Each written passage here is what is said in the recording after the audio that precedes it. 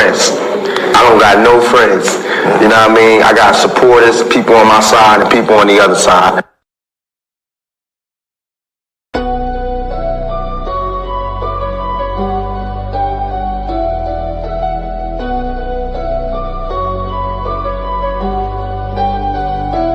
Welcome to the shift where the whole room blows. DMG vibes got the city on go. Stand on what you know, every mind gon' grow. Tissue flat, I'm with you, let the whole world know.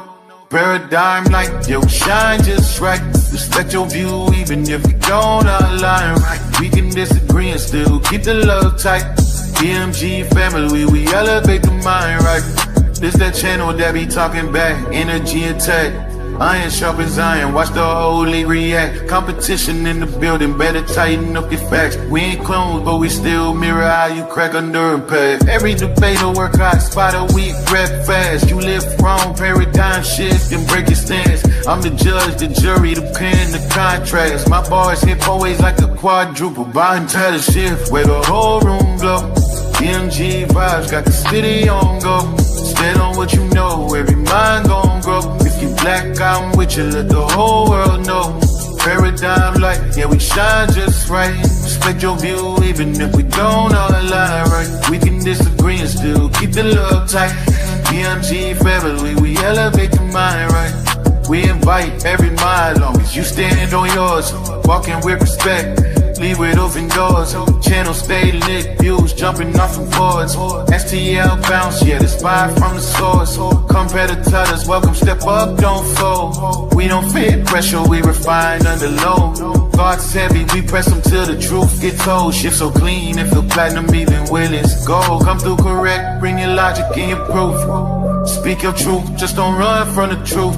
We debate with grace, that's the paradigm groove. Flow so smooth, even turbulence move. Welcome to the shift where the whole room go. DMG vibes got the city on go. Stand on what you know, every mind gon' grow. If you black, I'm with you, let the whole world know. Paradigm light, yeah, we shine just right. Respect your view, even if we don't align right. We can disagree and still keep the love tight. DMG family, we elevate the mind right. Where the whole glow. DMG vibes like a city on glow. Stand on what you know, every mind gon' go. If you black, I'm with you, let the whole world know. Paradigm light, yeah, we shine just right. Respect your view, even if we don't align right. We can disagree and still keep the love tight. DMG family, we elevate the mind right. Welcome to the shift. DMG vibes got the city on go. Welcome to the shift. Stand on what you know, every mind gon' grow. Welcome to the shift. If you black, I'm with you, with you, with you, black, I'm with you. Welcome to the shift. We can disagree and still keep the love tight. Welcome to the shift. DMG family, we elevate the mind right. Welcome to the shift. DMG vibe, got the city on low. Put paradigm shift, keep the road for.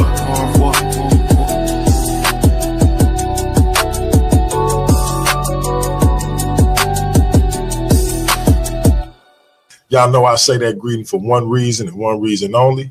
It's because if you black, I'm with you. And I hope that you with me. Welcome to Paradigm Shift TV 314. This is your brother, DMG, the poet, a.k.a. Brother Pianki. We got a good one for y'all today, but before we get into our spiel, at the risk of being redundant, I got to repeat the sentiments of my man, Hemi Banger, and allow me to say God bless to all my Christian brothers and sisters.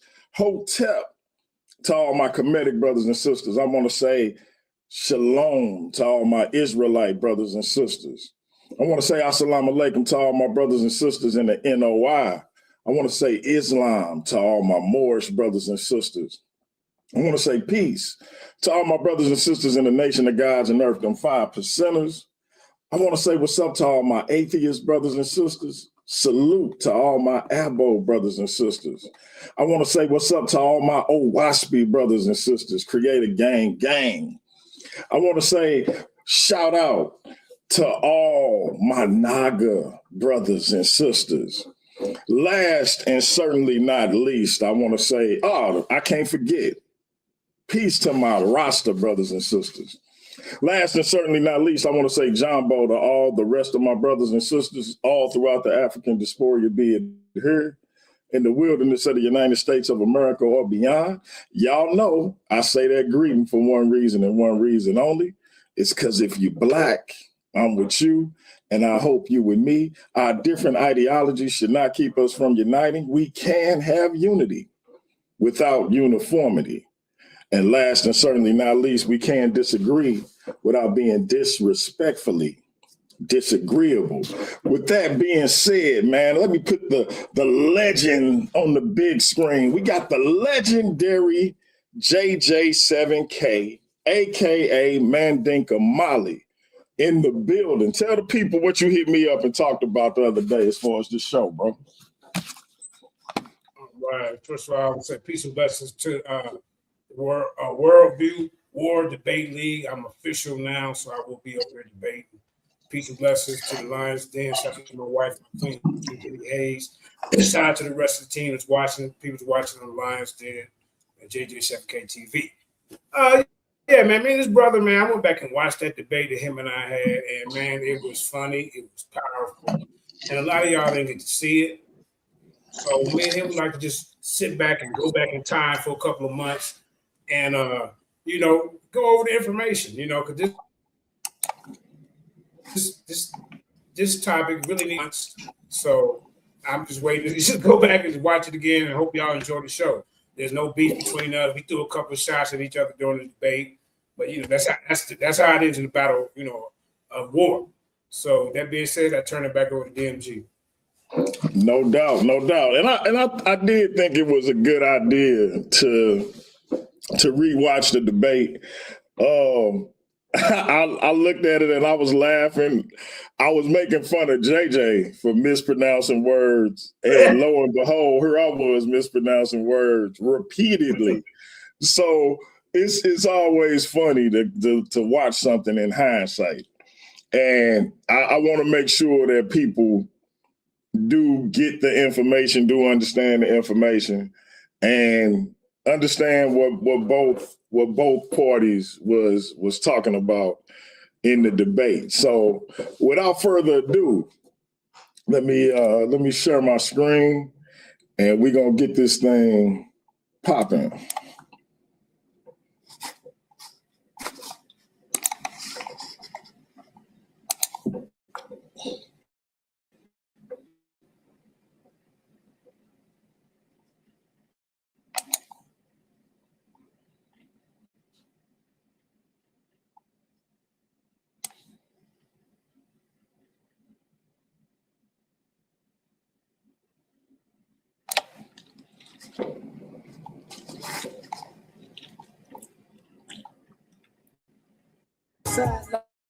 Yeah, I got bleeding motion. You blind, lead the blind. I'm in the HOK, sourced up and ready. I got the drop in every art. Yeah, who wanna test me?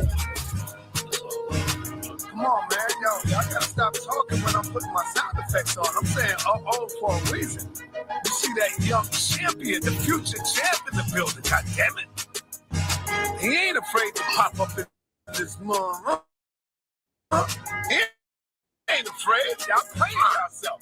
That's right. Yeah, but you talk that talk. The man didn't ask you nothing about what's important. He's asking you, he's challenging you to do so. Okay, he ain't asking y'all, is it important? Y'all was talking that bunko shit. The man popped up. He's challenging y'all. Yeah. Y'all already know what it is, man. These brothers been going at it for a minute. Enough of the tough talk is over with. I want to let both of y'all brothers know when it's time to debate, I don't have no friends. All right? I'm just going to be the moderator, and I'm going to be fair with both of you brothers. I have no friends. You got 3 minutes in your opening round, 10 minutes in each round. You got 3 rounds. So you got 10 minutes in each 3 rounds. And then you have a 5-minute rebuttal and 3 questions apiece from each side. After that, and then you will have your closing remarks and then we will open it up for the Q&A. Are there any questions, brothers? Yes, can you please put if you're going to do a poll, can you please put the poll Yes, up the poll come at the end after everything is over. in the debate, and then when you open the panel, people can vote, and then after the show is over, then you take the time. Right, your poll will go up at the closing remarks when y'all both close out. Are there any questions, DMG? I can't hear you, brother. My bad, I was muted. No, sir. All right, who's the challenger here? Is JJ challenging you or are you challenging him? Well, technically he challenged me, but I'm making the affirmative claim, so. Okay, so you're going first. Yep. Okay, so you're going first to lay down the groundwork, to let the people know what it is that we are doing here.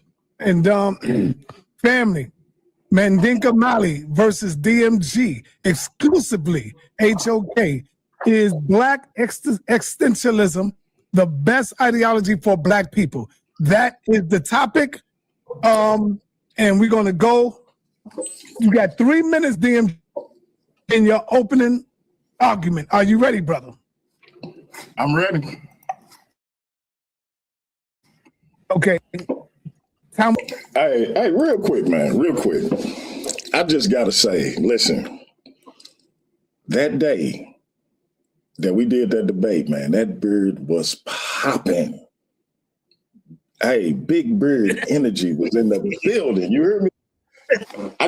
Hey, man, listen. Shout out to my bird, man. Hey, did you see? We'll start I tried to grow speaking. my beard before the debate. All right. Black existentialism began. Hey, I wasn't gonna say nothing, JJ, but I did notice you had, the little fade on the side. You heard me? Yeah. That's what's up. That's what's up. I said, little beard energy against big beard energy. Let's keep going. Man, as a pre-colonial and slavery era writings with figures like Malcolm X, Frederick Douglass in the 19th century, which explored the themes of freedom and self-identification. This was followed by the early 20th century work. Hey, why I say self-identification instead of self-identification? And I said it over and over again. It was crazy. I didn't even trip off of it. I didn't even trip off of it till after the debate. I was like, what am I? Oh, man. He was teasing me. I was so mad at myself. Which saw more explicit development through thinkers such as W.E.B. Du Bois, Richard Wright, and more psychological philosophers such as Frantz Fanon, who grappled with the racial alienation of Black people, the existential crisis of Black identity, and the struggle for meaning in an oppressive society. Black existentialism is a philosophy that serves as a living record of Black people's struggle. It's a way in which we can define ourselves in a world that is constantly trying to erase us. From people like Frederick Douglass, who I already talked about, to the reflections of the normal everyday Black person as it pertains to freedom and human dignity, all the way up and through Lewis R. Gordon, who makes a call for self-identification through our identification as descendants of Africa and those who are on the African continent. Black existentialism is the quintessential philosophy and ideology for those who are trying to reclaim what it means to be Black and to live in it authentically. That being said, my opponent tonight has no understanding of this concept. He continues to mislead and try to misguide the actual conflict that we having, because he thinks Black existentialism is one and the same with existentialism. Tonight, I'm gonna show him the difference. You have another minute. All right, let me continue. So Franz Fanon, as I said, is probably the quintessential Black existentialist philosopher. He wrote works like The Wretched of the Earth, Black Faces, White Mask, and he influenced people like Stokely Carmichael, the Black Panther Party, and many others, including James Baldwin and Lewis R. Gordon. Lewis R. Gordon being the preeminent Black existentialist debater today. That being said, Black existentialism is about Black people's existence on this earth, our struggle for freedom over oppression. And again, I'm gonna identify all of these things and show that my opponent has no clue what it is he's even debating. Time, right on point. Good. All right. Thank you, my brother. Go on mute. Mandinka Mali, time will start when you're ready, brother. You have 3 minutes in your opening.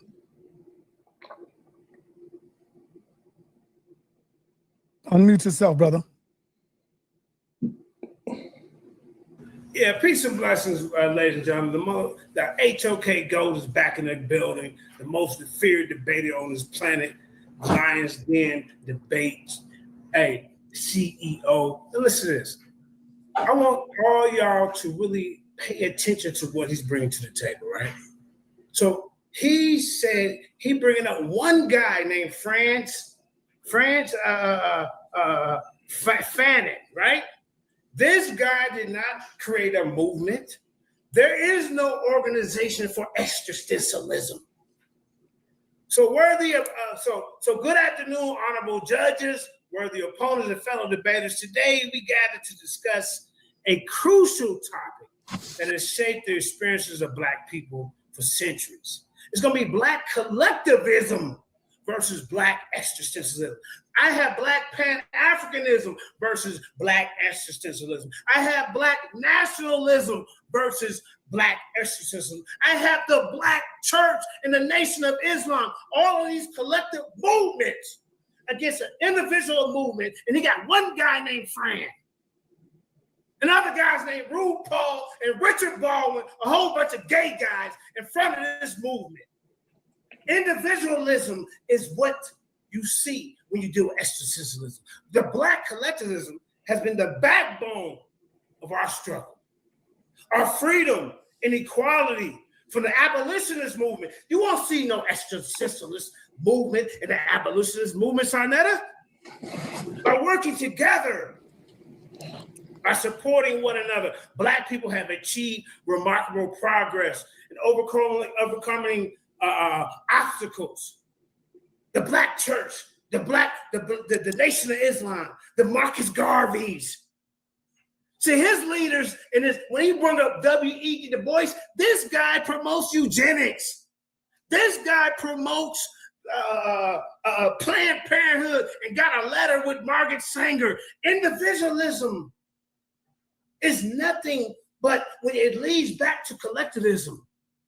You're gonna be in trouble, sir, when you're trying to get in front of our people and tell us that individualism is the best ideology for our people. The best ideology for our people. How?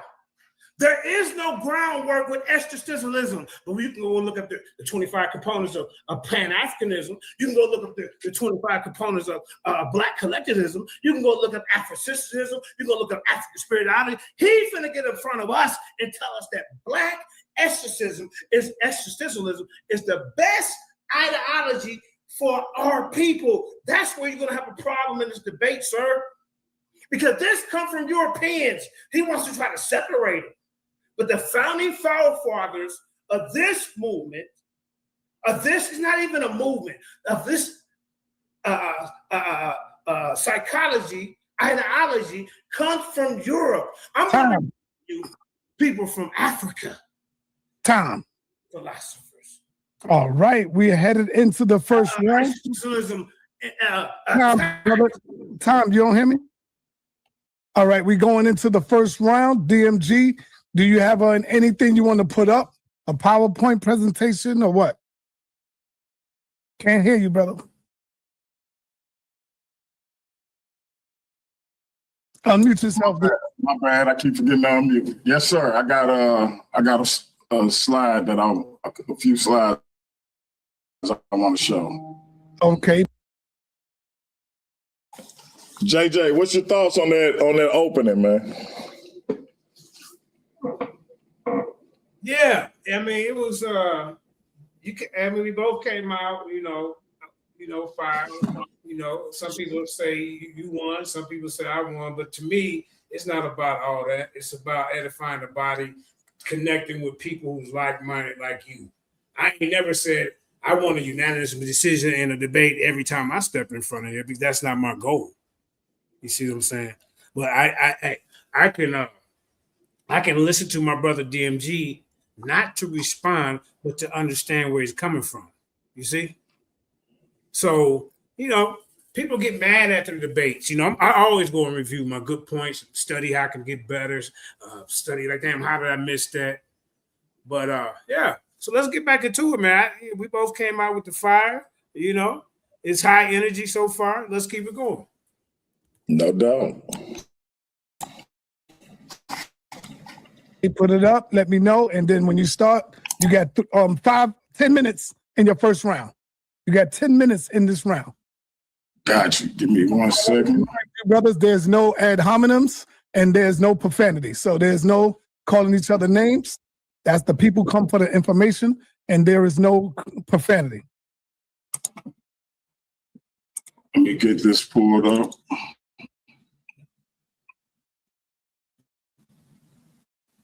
All right, y'all family, y'all sit back, man, because y'all gonna learn something today. Existentialism, that's powerful right there. JJ saying that it's not good for our people, and DMG is saying it is. So we're gonna find out with this debate here. Can you stop that real quick, DMG? All right, can y'all see my screen? All right, I see it. It just popped up. Oh, go ahead. No, I never said it wasn't good. I just said it wasn't the best ideology out of all the different ones that's out there. So I just want to correct something on that. There's some good, good things associated with it, but I seen better ideologies that would fit me. All right, thank you, sir. Your screen is up, brother. Time will start when you're ready. When you speak. All right, I'm ready. Go ahead. All right, this is called Freedom Defined: Black Existentialism as the Ultimate Path to Black Liberation. I'm just gonna get into my intro. Give me a second. Let me see. All right, my screen went. All right, I'm gonna stop your time. I'm gonna stop your time, brother. Okay. You probably got to remove it and put it back up or something. All right, let me remove it. Stop sharing. Try this again.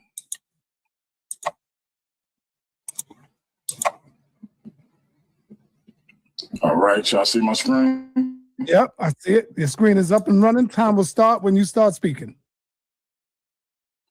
All right, this is my intro. Black existentialism began with the pre-colonial and slavery era writings of figures like Frederick Douglass in the 19th century, which explored themes of freedom and self-identification. This was followed by the early mid-20th century, which saw a more explicit development through thinkers such as W.E.B. Du Bois, Richard Wright, and philosopher Frantz Fanon, who grappled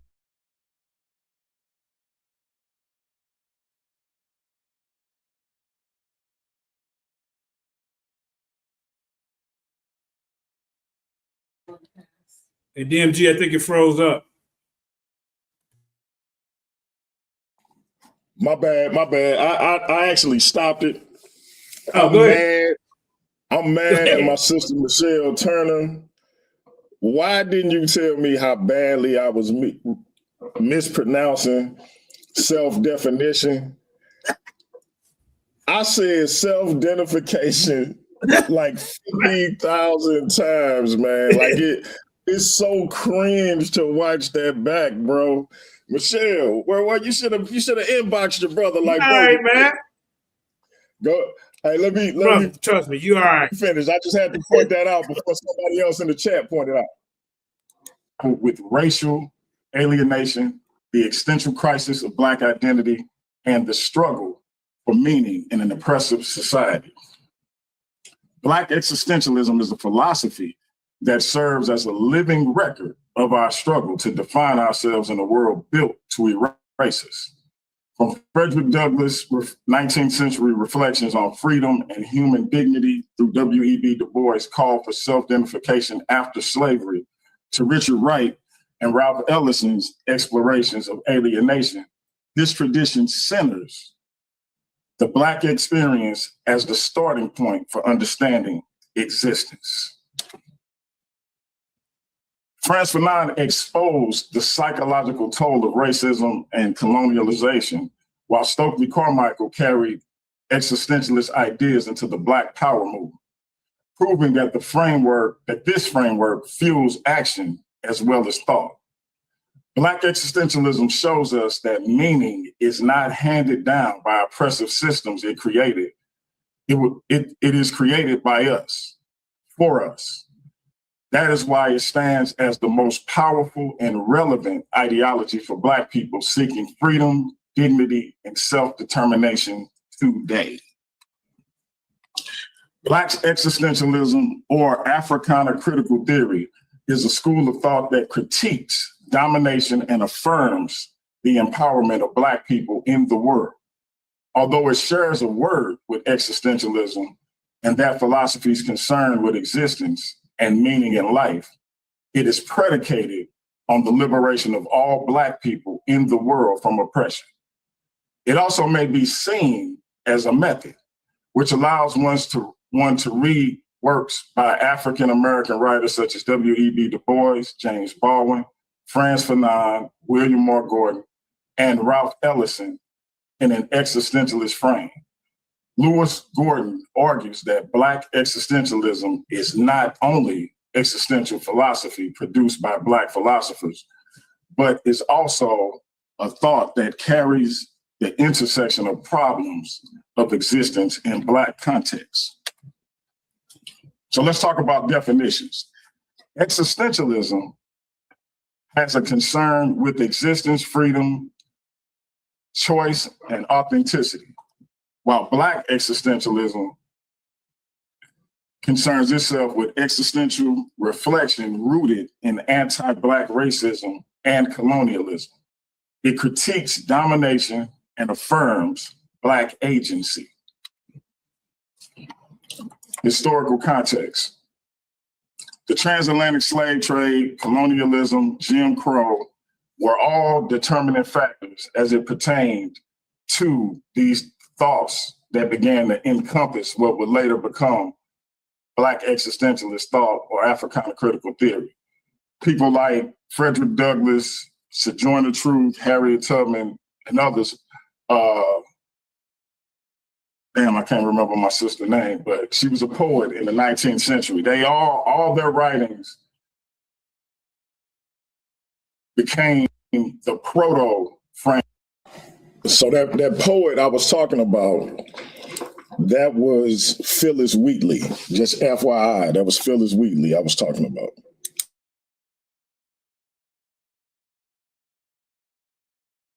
Framework for what we now call Black existentialism or Africana critical theory. Black thought resisting oppression. And that's essentially what it comes down to. These individuals wrote and had thoughts about what it would be like to overthrow the oppressive forces that had been thrust upon them. And we needed a philosophy that addressed the state of being Black in this oppressive anti-Black society. W.E.B. Du Bois' double consciousness. Here he deals with the internal conflict and fragmented sense of self-experience by African Americans who are forced to see themselves not only through their own eyes, but also through the racist and stereotype lens of the dominant white society. And Frederick Douglass is a key point in Black existentialist philosophy because his book, The Souls of Black Folks, his theory of the double consciousness, all became frameworks for what would later become the modern thought process of Black existentialists. And he influenced writers like Ralph Ellison, James Baldwin, Lewis R. Gordon, Franz Fanon, etc. William R. Jones. Black existential philosophy came to the academy in the 1970s in the work of William R. Jones, who argued for a humanistic response to Black suffering through facing the absurd as found in the thought of Albert Camus and dealing with the contradictions of theological beliefs. Jones drew from existential philosophy to reject non-verifiable claims posed by Black theology. Where history is presented as God trying to liberate Black people, historical evidence, Jones suggests, says otherwise. Instead of relying on God, Black people should take their lives and history into their own hands and build a better future for themselves. This is not to say that Jones took the position that Blacks who believe in God should not love God. His point is that they should not rely on God for the elimination of injustice on earth. His most notable work, and everybody should go get this book, it's called Is God a White Racist? Again, that is by William R. Jones. Everybody should go get that book, Is God a White Racist? And again, this is one of the most notable Black existentialist writers and philosophers. Franz Fanon. Franz Fanon, whose name our brother JJ couldn't pronounce. Franz Fanon is a central figure in Black existentialism, which applies existential philosophy to the specific condition of Black people under colonialism and racism. Fanon argued that due to colonization, Black individuals are forced to see themselves as objects in the eyes of the white world, a state of alienation and existential deviation where their identity is defined by the dominant culture rather than their own. This results in a psychological burden, a lack of self-identification, and a longing for white recognition that ultimately fails to affirm their true humanity. And some of his seminal works were Black Faces, White Masks, The Wretched of the Earth. And his existential deviation, he makes the statement that due to a lack of due to a loss of history and culture, the Black individual and the Black collective are constantly trying to redefine identity. And that points to why, like brothers like our brother JJ claim to be a Hebrew Israelite. You got some brothers claiming to be Moroccan Moors. You got some people claiming to be the tribe of Shabazz. 2 minutes. 2 minutes. Gotcha. This existential deviation explains why these issues of self-identification arose within Black spheres of influence and community. And everybody should check out his work. Again, Wretched of the Earth, Black Masks, White Faces. Get with Franz Fanon. Ralph Ellison, his novel, The Invisible Man. This work explores the alienation, themes of alienation, absurdity, and the struggle for individual meaning within a society that denies the protagonist's humanity due to his race. Like other existential writers, Ellison's protagonist seeks freedom and self-affirmation by confronting oppressive systems that ultimately want to erase him as a human being. And Ralph Ellison is phenomenal. Everybody should check out that book, The Invisible Man. Richard Wright. Richard Wright integrated existentialist themes into his work by focusing on an individual struggle for meaning and freedom within a society that oppresses and alienates the Black experience. Notably, in Native Son and The Outsider, his novels, such as The Man Who Lived Underground, explore alienation, the absurd, and the creation of self through choices made in the face of social constraints, leading to a concept of Black existentialism that highlights the particular challenges and avenues for freedom within Black life. Time. All right. All right, brother Mandinka Mali, let's get ready. Let's get set up. Hey, Are you ready, DMG, brother? did you want to say anything about your first round before we get into Unmute mine? yourself, Mandinka. It's on you. Did you want to say anything about your first round? Unmute yourself, Mandinka Mali. Hey Zion, I'm looking at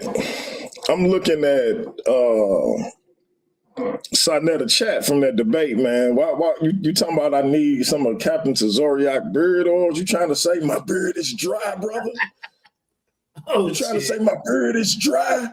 Come on, man. Come on, Zion. Baby. You should have slapped some baby on Zion. that work too. Come on, Zion. I saw that, man. I caught that, man. I caught that. He trying to promote Cesaria. Bath and butter oils. Cesaria. We waiting on Mandinka to unmute. You might have to fast forward a little bit.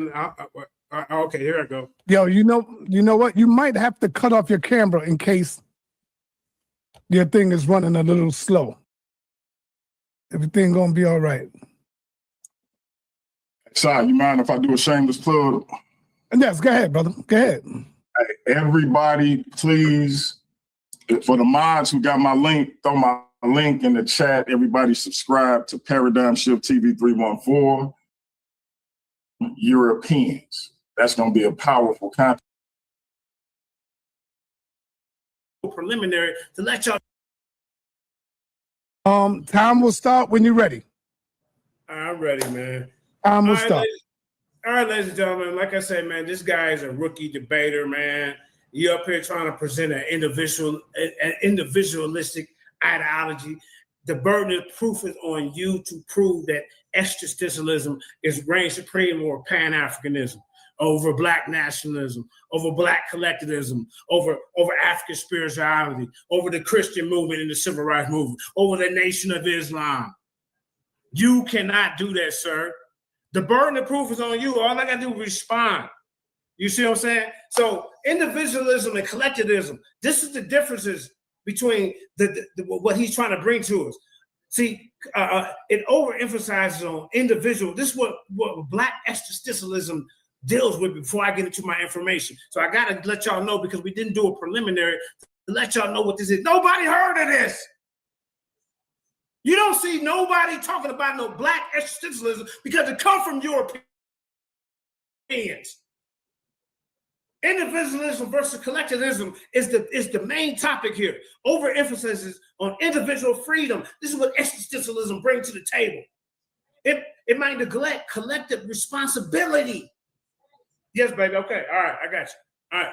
Limited scope. This focus on individual experience might overlook the broader structural issues. They don't deal with a collective. Look at the definition. This is why he won't show it to you. The absence of a clear moral framework. Existentialism emphasizes on individual choices that might lead to a moral ambiguity. The overemphasis on suffering. It focuses on suffering, the victimhood narrative. It lacks clear solutions. When you see the civil rights movement, you won't see leaders coming to the table talking about existentialism, because it works for that. It don't trump over Black Pan-Africanism. You see the works for that. It don't trump over Black collectivism. The potential for nihilism is what is what existentialism emphasizes on individual meaning, making might lead to nihilism. Okay, let me get into my information, man. Let me get into that. Let me share my screen. Let me share my goddamn on screen, bro. Because this dude coming in front of us and acting like this is a proven study. We have seen Pan-Africanism. We have seen Black nationalism. We have seen Black collectivism. Who? W.E. Du Bois? He's the founding father of this? So let me share my screen. Stop my time. Let me share my screen. He's the founding of this? Are you serious? Okay. So this is what I'm bringing to you. I'm going to first come with Black nationalism, sir. Well, I'll stop your time. You can't be talking. You got to just put up the slides right quick, and then I can restart your time. I see it. It's trying to pop up. Okay. Yeah. Your time is stopped at 2:50. Yeah, hold up. Okay, hold up. I don't know what. There you go. I see it.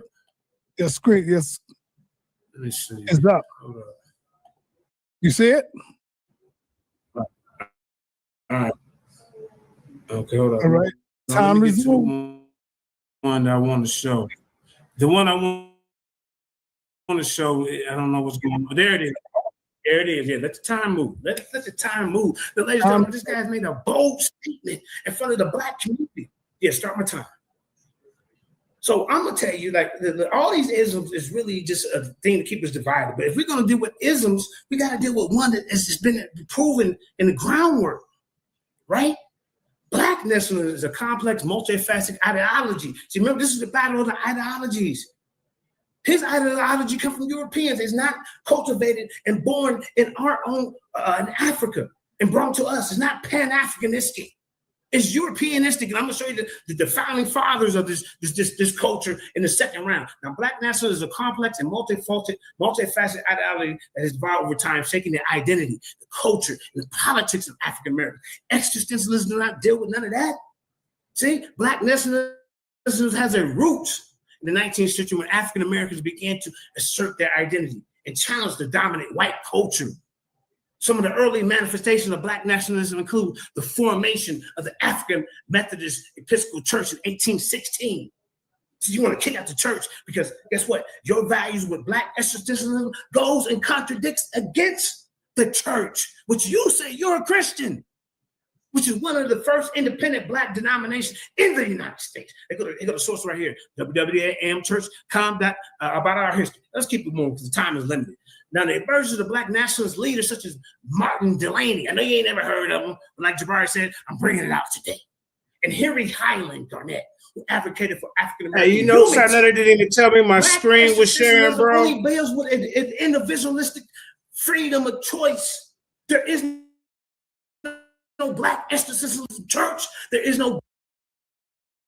What you say, JJ? I said, Senator didn't even tell me my script, my article was showing, man. It just got up the. I'm thinking it's showing. So we as moderators and host of shows, so you got to tighten it up, man.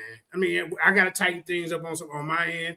DMG, A1, Tadaria, everybody, man. Come on, man. My screen ain't showing.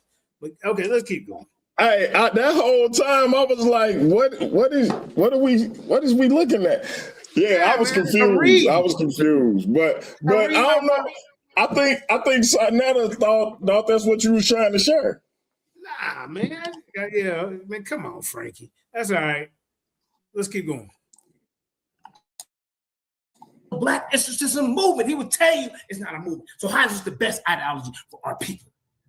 You're already dead in this debate. The colonization movement was proposed. Here goes another one, bro. The colonization movement proposed the resettlement of African Americans in Africa, which is also an expression of Black nationalism. Guess what? The leader that you brought up, W.E.B. Du Bois, he was against Marcus Garvey. He was against Booker T. Washington. He was against all of them because he was a Cone Boule.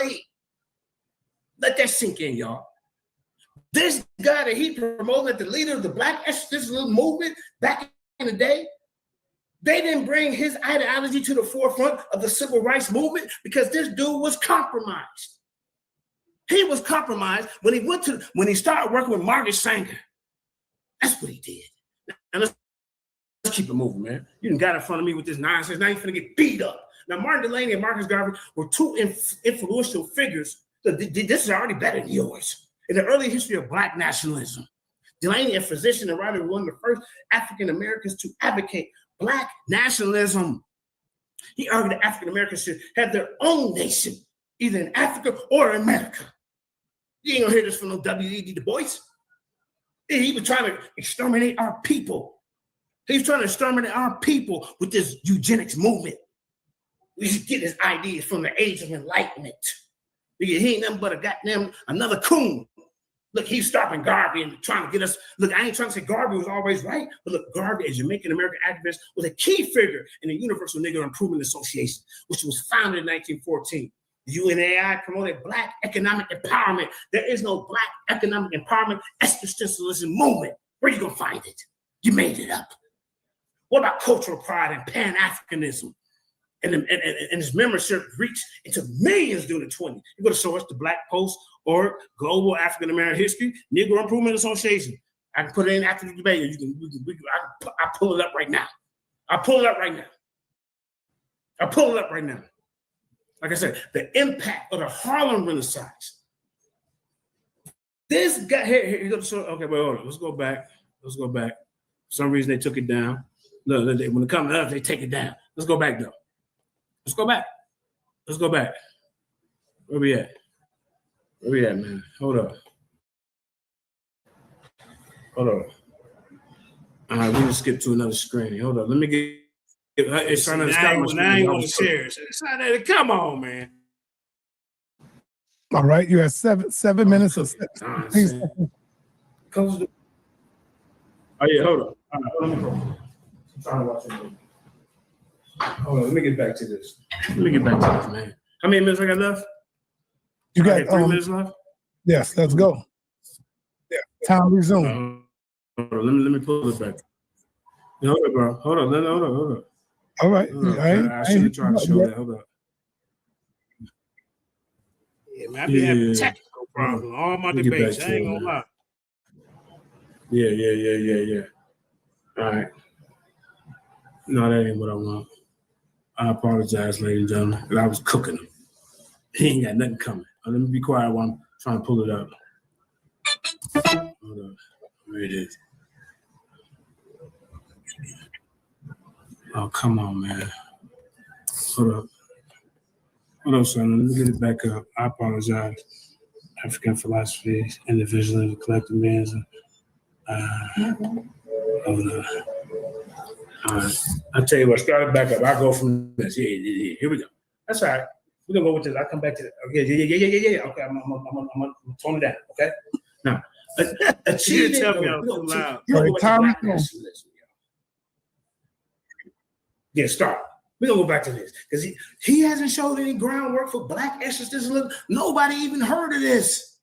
This is why I'm upset that we kind of didn't do a preliminary, ladies and gentlemen.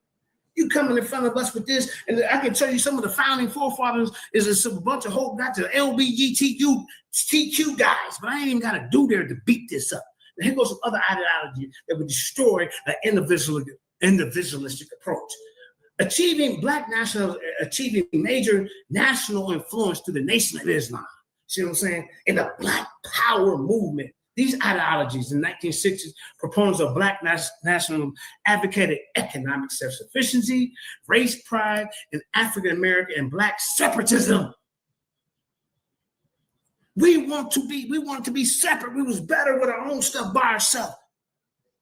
You want to go through torture and go through getting pies stuffed in your face and kicked and spit on to go eat their goddamn food?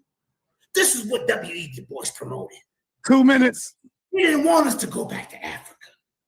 See, reacting against white racial prejudice and critical of the gap between American democratic ideals and reality of segregation. The discrimination in America in the 1960s, Black nationalists. This was the ideology that was used, not no existentialism. And you want to try to throw out the church? You know, goddamn, the church was in front of this movement, our civil rights, our liberation. The Southern Christian Leadership Conference and other organizations that sought to reform American society through nonviolent interracial activism. You know what I'm saying? That was kind of part of it, but you know, I wasn't really with that. I was more with the Malcolm X type of thing. But where is the ideology of existentialism in the forefront? 20th century Black nationalists were greatly influenced by who? Marcus Garvey, ladies and gentlemen, this debate over, bro, because you sit up here, your guy, W.E.D. Du Bois, was against Marcus Garvey.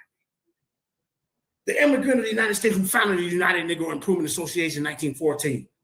The future, I can see it. Garvey instituted the UNI and organized an absolute purpose for bettering our condition. Industrially, commercially, socially, religiously. Where do existentialism deal religiously when they already tell my do as thou will? It's the holy law. I can do what I want. You're a Christian, sir. This goes against your values as you and your family. Garvey and the UNI also promoted Black immigration to Africa in the program of national independence. Where is this movement from Black existentialism? I'm going to show you other ideologies that destroyed Black existentialism because it's not even considered an ideology. It's God is here. You're done. I'm going to come back to this. All right. That's the end of the first round. We are now moving in to the second round. DMG, time will start when you're ready, my brother. Put your stuff up and let's get it in.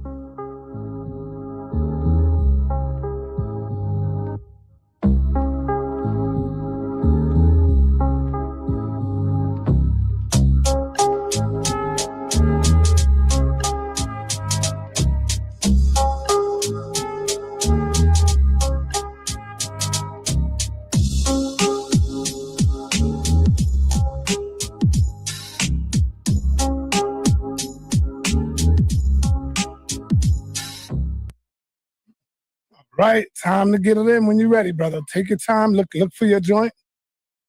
And, let's get it in. Unmute yourself as well.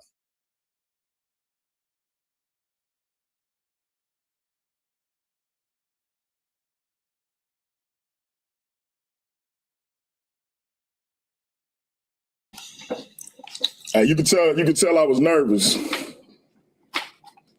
being on a big stage and all, you know what I'm saying?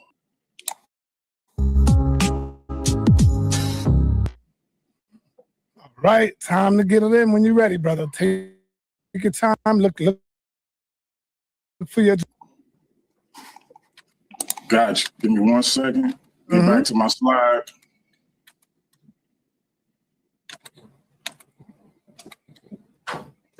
All right, we good. Here we go. All right. All right. Lewis R. Gordon is the leading contemporary scholar of Black existentialism, a philosophical tradition that examines the unique challenges and affirmations of Black people's existence under oppression and dehumanization. Through his writings and work on decolonizing knowledge, Gordon explores how Black people assert agency, create meaning, and affirm life despite the pervasive structures of anti-Blackness and white supremacy. Give me 1 second. Whenever you need me to stop the time, you got to let me know. All right, stop the time right quick. All right.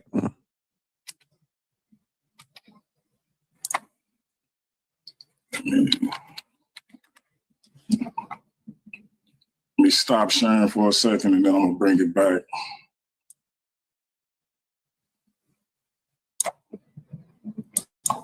All right, you can start my time back.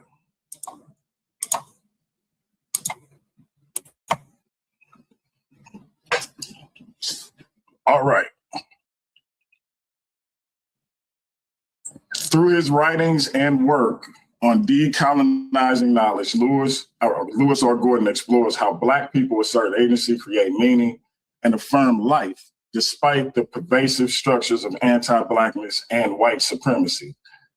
He has also edited key texts in the field, such as Existence in Black, an anthology of Black existential philosophy, and Black existentialism and decolonizing knowledge.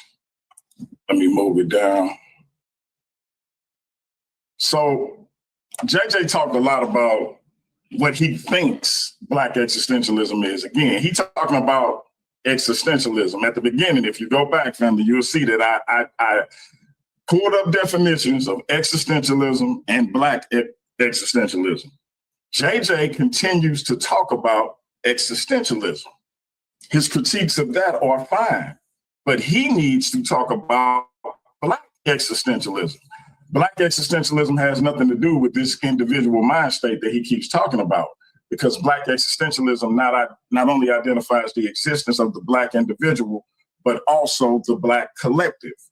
This is indicated by the writings of Franz Fanon, Lewis R. Gordon, W.E.B. Du Bois, James Baldwin, Richard Wright, Ralph Ellison. The list goes on and on. But because he does not understand what that is, he continues to talk about something else. Black existentialism does not reject the valuable contributions of Pan-Africanism, the Nation of Islam, or the Moorish Science Temple. Instead, it absorbs their insights, community, pride, and political solidarity, spiritual grounding, while avoiding their limitations. By insisting that Black people define themselves, confront oppression, both external and internal. See, my man don't know nothing about this. The craft meaning beyond imposed categories, Black existentialism offers the broadest, most adaptable path to true liberation. Now, let's talk about these other movements for a second. Pan-Africanism often prescribes a shared continental or diasporic identity and political unity project. The NOI and the Moorish Science Temple root identity in specific religious national narratives, IG being a lost tribe of Shabazz or Moorish Americans. These frameworks can inadvertently replace the external label with another. This is why existentialism wins. And again, we're talking about Black existentialism. It resists all imposed essences, including race, nation, or creed, allowing Black people to define themselves beyond borders or dogma. See, JJ talked like I was trying to get rid of the church. Why would I get rid of the church? I'm a Christian. However, I do understand that the NOI has its place. The Moorish Science Temple has its place. My Kemetic brothers and sisters have their place. If you ever watch my show, you know that I shout out every ideology that Black people are involved in because they Black. As I say at the beginning of each show, if you Black, I'm with you and I hope you with me because I am a Black existentialist. Your religion is irrelevant. Your political views are irrelevant unless they contradict the pushing forth in power of Black people. Again, JJ don't know nothing about that. JJ don't even know who he is. He don't know if he Mandinka Mali, Jeremiah Judah, or JJ 7 Cent. He has no idea how to apply this particular philosophy. He wants to make it a movement or a group or some kind of religious ideology, and it's not that. It's simply defined right here. So what are the core principles? Self-identification over fixed identity. Existentialism centers on the lived experiences of Black people and insists that existence precedes essence. Freedom is created, not inherited. Each person and community defines itself anew, encourages continuous questioning of any authority, political, religious, or cultural, or culture that limits its authentic life. Question everything. So yeah, as a Christian, I question elements of Christianity and the church. I question the political frame of the United States of America. I question these so-called authority figures and the power that they feel they have over me because I'm trying to live my authentic Black life, not some framework that somebody created for me. Because I know at the end of the day, I'm DMG. I don't have to figure out if I'm Mandinka Mali or JJ or Jeremiah Judah 7000 It's simple. DMG, or AKA your brother Pianki. That's my comedic nickname that everybody know me by. But at the end of the day, I know who I am because I'm all about defining my identity. I don't have to continuously try to reinvent myself or redefine it. Why is this best for Black people? Because it emphasizes Black humanity in an anti-Black world. Black existentialism, unlike its Eurocentric counterpart. Remember, it's a difference between Black existentialism and European existentialism. Unlike its European counterpart, it's fundamentally rooted in the struggle against systemic racism and the dehumanization of Black people. It provides a philosophical lens to confront and reclaim Black humanity in the face of a society that has historically defined and distorted it. Again, this is how you know my man don't know what he's talking about. It emphasizes Black humanity in an anti-Black world. Black existentialism, that's the same slide. My bad, y'all. 2 minutes. I got you. It focuses on Black liberation and empowerment.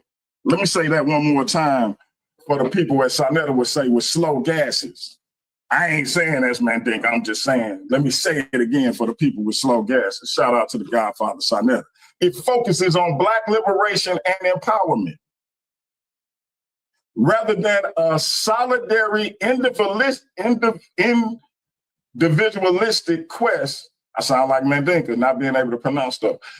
Individualistic quest for meaning, Black existentialism is predicated on the liberation of all Black people from oppression. Hey, I was taking hella shots, wasn't I? I'm like, dang, man, I was all over my boy. Hey, my bad, JJ. No. It was because there's a build up to the debate, bro. You should have seen me in the new Cacarax debate, man. We was calling each other everything under the sun, man. But the energy was so high. So yeah, man. It's all good, man. I'm built for that. I'm built for it. Let's keep it going. It analyzes the collective struggles of Black people across the diaspora and affirms their resilience and agency in creating meaning and resisting marginalization. Now, let me say this again, because my man keep talking about individual this and individual that. Rather than a solitary individual quest for meaning, Black existentialism is predicated on the liberation of all, not some, all, not an individual, all, not one, all Black people from oppression. It analyzes the collective struggles of Black people across the diaspora and affirms their resilience and agency in creating meaning and resisting marginalization. I'm gonna concede the rest of my time to round 3.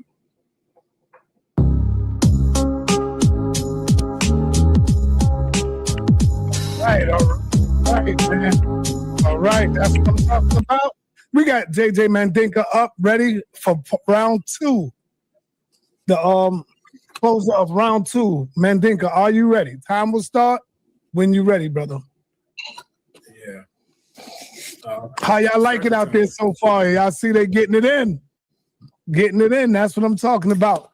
Time will start when you're ready, brother Jay. Mandinka. Okay, yeah, let me share my screen first, man. Yes, sir, let's go. Get it ready. Yeah. Let's see, share screen. Okay. Let me get back to where I was at.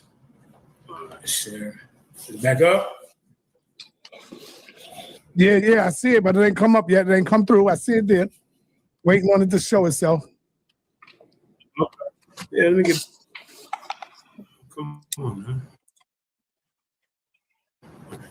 Why is it doing that? I see it's trying to come through, but it ain't come through yet. Hold on. Yeah, I see. Hold up. Yeah, I always got technical.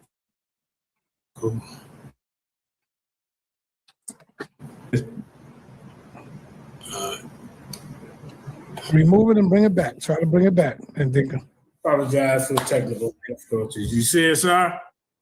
Yeah, but it ain't coming through. I see it, but it ain't coming through. Let me try it again. All right, Mandinka had to go out.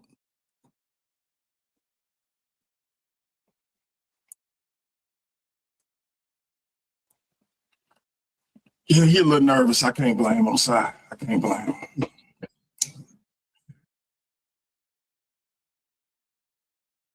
Yeah, man, I'm always having technical problems.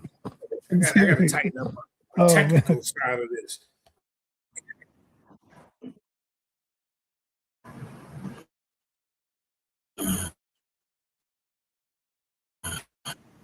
Let's get back to this. All right, let me know if it come up. Let me see that. Nothing yet. I don't see nothing yet. All right, it's coming up slowly. All right, there it is. There you go. Time will start when you're ready, brother. Yeah. The bottom of round 2. Now, hold up. Before I like I said, yeah, round 2, man. I hate that y'all had to sit through this nonsense of him bringing up a couple of individuals.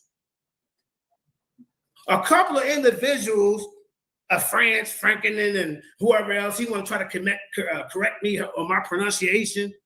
He want to talk about JJ changed his name Mandinka, but then he in the same breath he talking about I'm DMG and I'm Pianki. I was Kim at first, then my wife turned me over to Christianity. Huh? Hey, JJ, you know what's funny? Come on, man. I apologize for that after the debate, man. Come on, man. No, listen. You know what's funny? As soon as I said, AKA Brother Pianki, I say, dang, I just basically did the same thing I'm making fun of him for doing. And then you turned around, I was hoping you ain't catch it, right? Yeah, I'm like, he ain't catch it. Yeah, I should have known as soon as you started, you got on it. Let's keep going. Look in the mirror, Negro. You don't know who you are. Now, see, here's 25 potential steps for Black collectivism to achieve liberation. He ain't even brought that kind of plan to the table. See, Black collectivism deals with community building, fostering strong support communities to prioritize collective well-being. You got education and awareness. Where's existentialism movement dealing with this? They promote official critical thinking, cultural awareness, and historical knowledge within the community. Black collectivism is dealing with a community, not just I'm an individual to be free and be a rude Paul, to be a gay poet. These are some of the leaders that he have in his organization that I ain't even got to bring out yet. I already did the video. It's a whole bunch of gay guys. And one of the leaders in this movement right now is Rude Paul.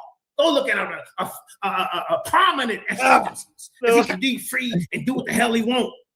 But DMG ain't gonna tell you that. See, we deal with economic empowerment. Where's that existentialism? We develop corporate businesses. Did you say pause again? No, I said, Said Rude Paul. Support Black-owned entrepreneurship and invest in community-based economic incentives. How is Black existentialism the best ideology for us? And there's no framework. There's no groundwork. There is no movement. Who's the leader right now in 2025? He can't even tell you. He going back to WED, the boys, a goddamn coon. A goddamn coon that was against us going back to Africa. Let's get back to my thing, bro. Now look at this. The cultural nationalization of Maluna Karinga in the U.S. organization, a philosopher and an activist who founded the U.S. organization of cultural nationalism. Stop real quick. That emerged. You see how I messed that word up? DMG. You see how I messed that word up? But you keep going, bro. Just keep going, bro. No doubt. Just keep going. You know what I mean.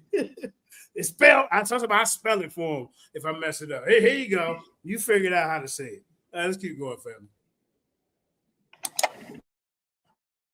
Ideologies and movements that we need to be growing off of. Not no individualistic movement that was founded by a whole bunch of gay guys. He don't even want me to get into that. A whole bunch of white gay guys, and then the black gay guys took over and started pushing the movement. He don't want to. He wanted to. You put the word black in front of it, and now the ideology changed. No, it don't, sir. Now, Karina's ideology emphasizes on the importance of black cultural heritage. Where does existentialism deal with black cultural heritage and the need for African Americans to reclaim their history and their identity? You can't show us that. They go to source right here: www. Black Post Origins African American History, Kaganga, Maluda, 1941. Now, the U.S. organization promoted the celebration of Kwanzaa. See, this is identifying with us, the revolutionary nationalism and the Black Panther Party. Is a collective thing.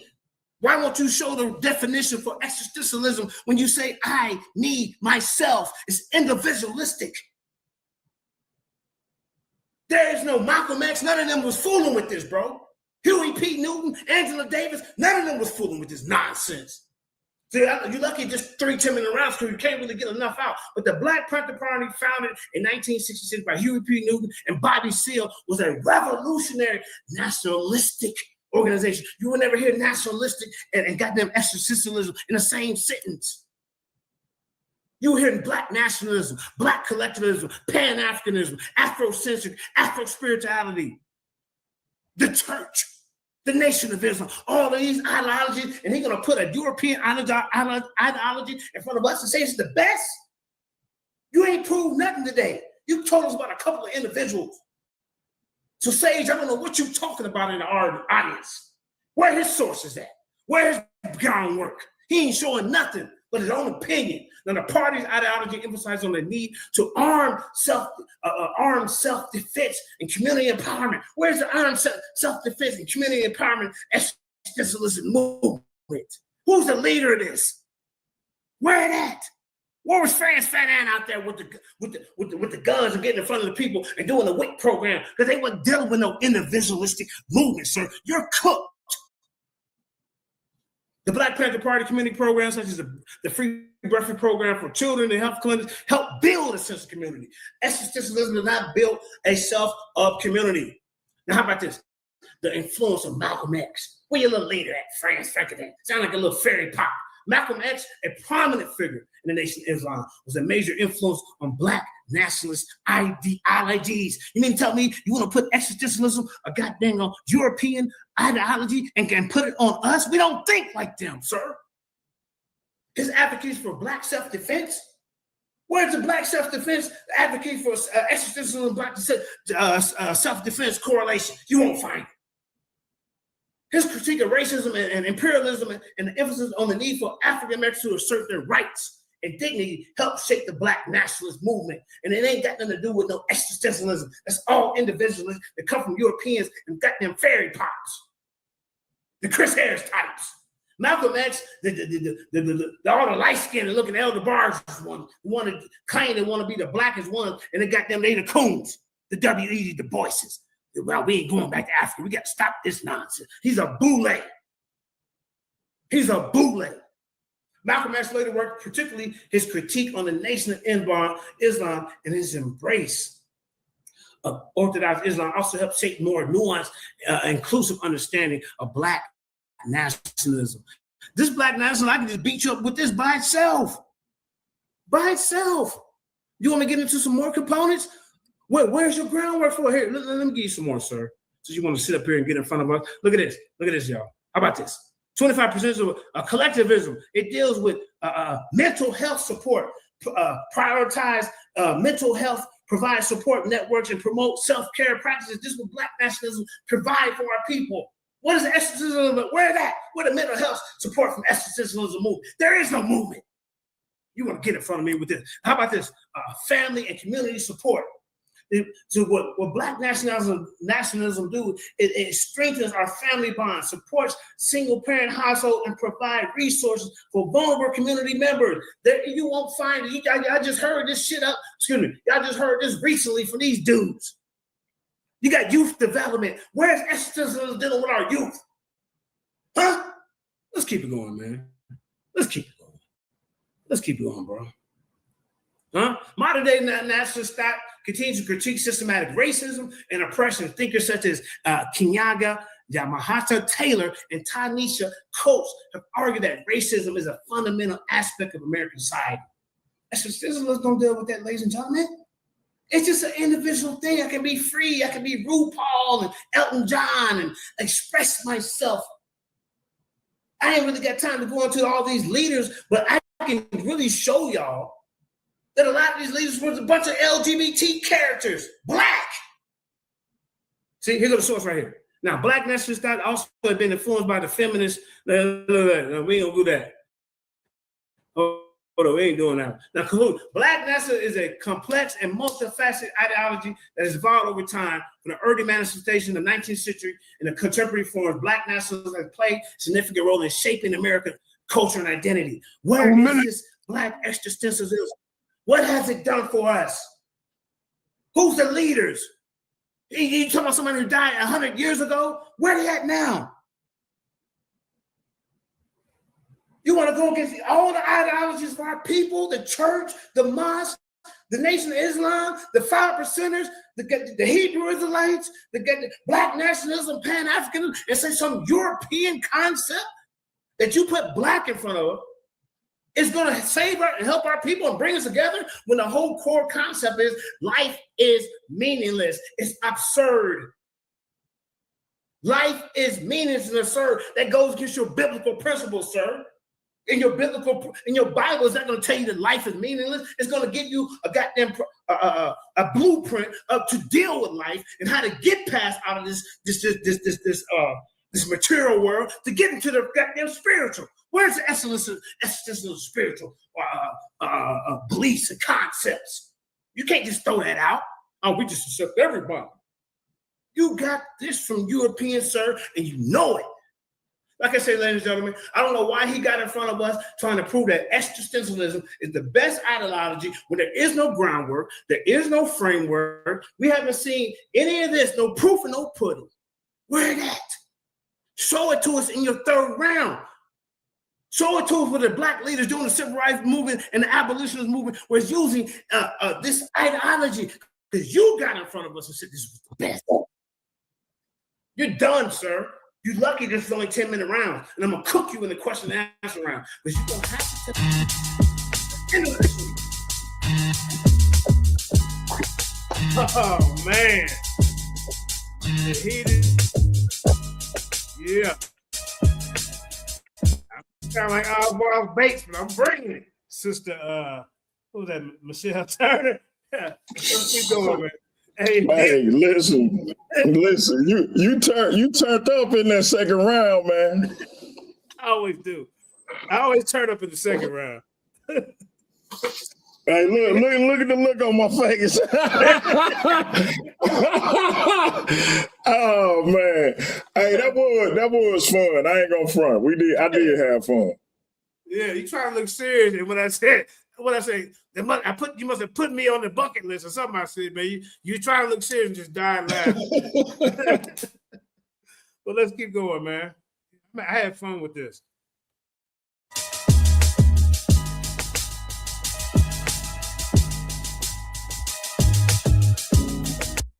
All right, man. That's the end of the second round. That's moving into our top of the third inning with our brother DMG is in the building. Let's go, brother. Time will start when you're ready. I see your sliders up already. That's the one you're going with? Unmute yourself, brother. All right. So, okay. Ready. All right, you can start time. Okay. All right, family. So it's okay, y'all. Listen, it's okay. Y'all can laugh at JJ. It's all right, because that's what he's here to do. He's here to make y'all laugh. He ain't here to educate y'all. I'm here to educate y'all. So That being said, as y'all can see, my man said a whole lot of gibberish, but he ain't say a lot of information. So let me give y'all some quick information right quick before I get back into the slides. So y'all heard him say Malcolm X and the Black Panther Party, they didn't follow this. He said they ain't follow it, right? Malcolm X or the Black Panther Party. Quick Google search. Any of y'all can do this. Y'all can literally, while y'all watching, Google this. Did Malcolm X and the Black Panther Party follow Black existentialism? Here's what Google says. Malcolm X, though not introduced to existentialism through formal education, developed his ideas through his work as an activist and conversion to Islam. Time out, brother. I'm stopping your time. Do you got the right slide up? I don't think you got the right slide. No, I'm just reading this side. Like I said, before I get into my slides, I'm just reading this. All right, time to zoom. Appreciate it. All right. So Malcolm X, though not introduced to existentialism through formal education, developed his ideas through his work as an activist and his conversion to Islam. His philosophies on self-respect and cultural identity align with that school of thought. Again, y'all can Google this yourself. Y'all ain't got to take my word for it, but let's talk about the Black Panther Party right quick, since my man is lying and whatnot. All right. The Black Panther Party was heavily influenced by Malcolm X's insistence on Black self-determination and armed self-defense against oppression. The Black Panther Party's ideology, which included revolutionary nationalism and socialist principles, reflected and advanced many Black existentialist concepts. I'm gonna say that one more time for the people with slow gases. Shout out to my man Sarnetta. The Black Panther Party's ideology, which included revolutionary nationalism and socialist principles, reflected and advanced many Black existentialist concepts. Again, Google it for yourself. Don't take your boy DMG word for it. It's right there. So he said they didn't do it. I'm just like, my mans don't know what he's talking about. He is the HOK GOAT. He's the HOK GOAT of not knowing what he's talking about. Now, why is it better for Black people? Why is this philosophy better for Black people? It addresses double consciousness drawn on W.E.B. Du Bois' concept. Black existentialism explores the psychological burden of double consciousness. The internal conflict of seeing oneself both through one's own Black identity and through the lens of prejudiced white society. This provides a framework for understanding and resolving this psychological duality. But let's keep going. Let's keep going. Why is it better? That's the same slide, my bad. It values self-identification and authenticity. The ideology emphasizes importance of Black people defining themselves, authentically rejecting and recoding the negative stereotypes and controlling images imposed by white supremacy. In this way, it fosters a healthy and affirming Black identity. It addresses both external oppression and inner effects thereof. It provides tools for self-identification rather than imposed definitions. It also offers a framework that integrates history, culture, psychology, and politics. My mans don't know nothing about that, y'all. So what's the conclusion? Let's do this. It's a call to action. Black existentialism / Africana critical theory is not merely theoretical. It's a lived necessity. It encourages Black people to claim their voice, identity, and freedom. It supports institutions, communities, intellectual work that empowers rather than neutralizes. It's a call to study, teach, and create resistance and put those things into practice. Again, my mans don't know nothing about this. What are the practices and movements? Civil rights and Black power leaders, and you have examples. James Baldwin was known as one of the biggest civil rights activists. He was a friend to Dr. Martin Luther King Jr., as well as Malcolm X, Medgar Evers, and others. You got Ella Baker's grassroots strategy. You got Fannie Lou Hamer, who applied Black existentialist principles to galvanizing our people to vote during the civil rights movement. From Baldwin to Baker, the existential call to authenticity powers real world change. Again, my man don't know nothing about that. And so that gets into my references for anybody that want to pause the video, look at those. They can go check them. You can go, anything I said here can be researched and found. It is standard fare in this field of philosophy. Black existentialism or Africana critical theory is taught in universities. Again, you have Ralph Ellison, James Baldwin, William Moore Jones, Lewis R. Gordon. He said I didn't name any current people who was Black existentialist authors. I did say Lewis R. Gordon is the leading Black existentialist author and philosopher. My man's I don't know what he got in his ears. Might need to, they got them things that you can draw out all the stuff. He might need one of them because he didn't address nothing I said. He played himself by constantly evoking criticisms to existentialism. In my first slide, one of my first slides, I put the definitions for both of these philosophies up. The only thing that Black existentialism and European existentialism share is the word existentialism, as in the study of existence. But we know, I don't care if you walk in a Black church and you walk in a white church. I don't care if you watch how Black people and white people socialize. I don't care how you draw that dividing line. We know Black, when you put Black in front of something, it changes things. Hence why European existentialism and Black existentialism ain't the same thing. From a core definition standpoint, they not the same thing, but my man, he can't comprehend that. Slow gases, and it's okay. I'm here to teach him, and he here to entertain y'all and make y'all laugh. So listen, I'm gonna go down again. Lewis R. Gordon is the leading Black existentialist thinker, philosopher, and writer here in the 21st century. You also got Ta-Nehisi Coates. I don't know what my man's talking about. We having two different debates. He talking about individualism. This ain't what that is. This is about the individual and the collective. You already lost. You already lost. You need to mute your mic, Doc. You need to mute your mic. I don't know what we're doing. Yeah, you can't do that, brother. You got 2 minutes. 2 minutes. Yeah. All right, 2 minutes. So let me sum this up.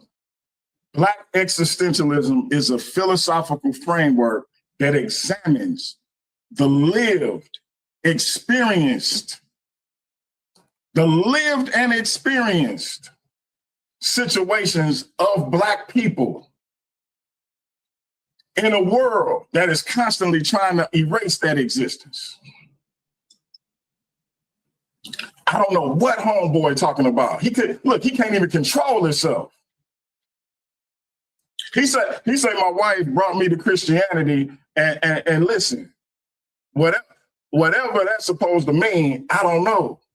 But when you've been married 28 years, not just claiming people your wives and whatnot, when you've been married 28 years, it's all good. See, I don't listen to people who can't provide the same type of situation I'm providing. If you can't come with a 28-year marriage, I don't even know why you're talking to me about me and my wife.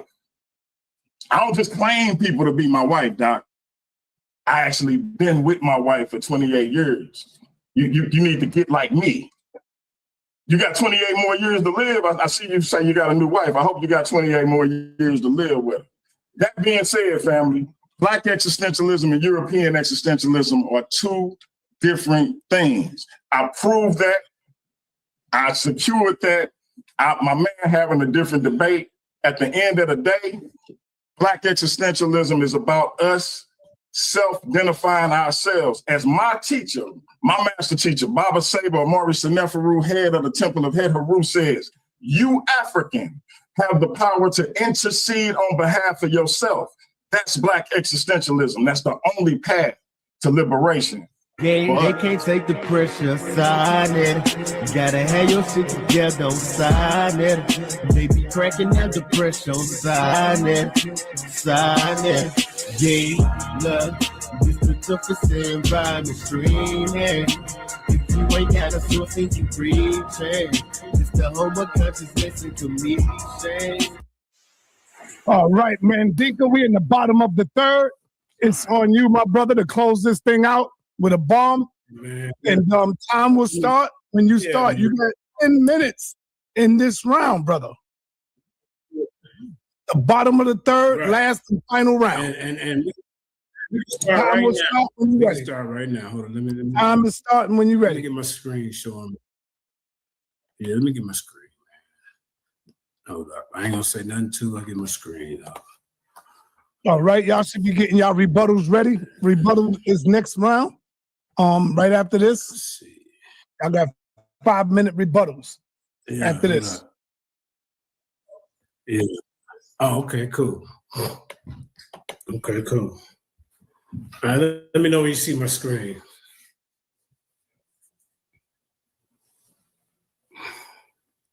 All right, the screen is All right. trying to come up.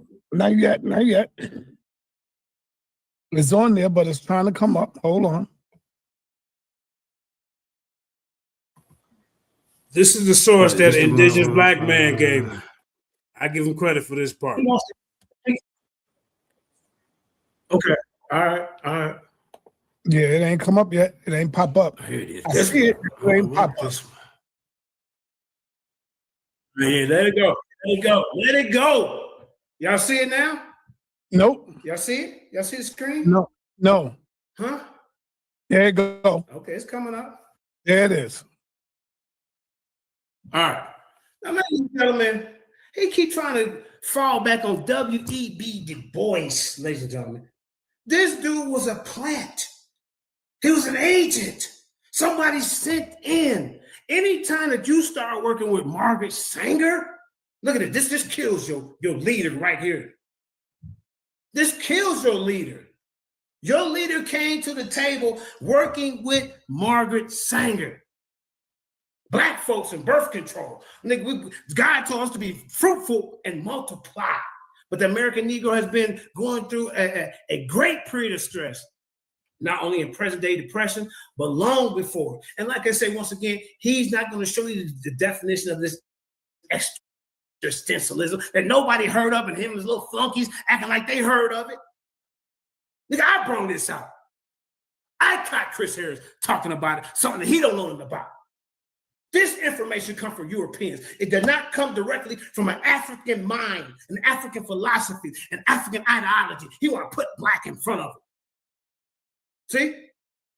But this W.E. Du Bois guy was working against Marcus Garvey, Booker T. Washington, and he was working against our people. He only said that the 10th of us, only artists, should be our leaders.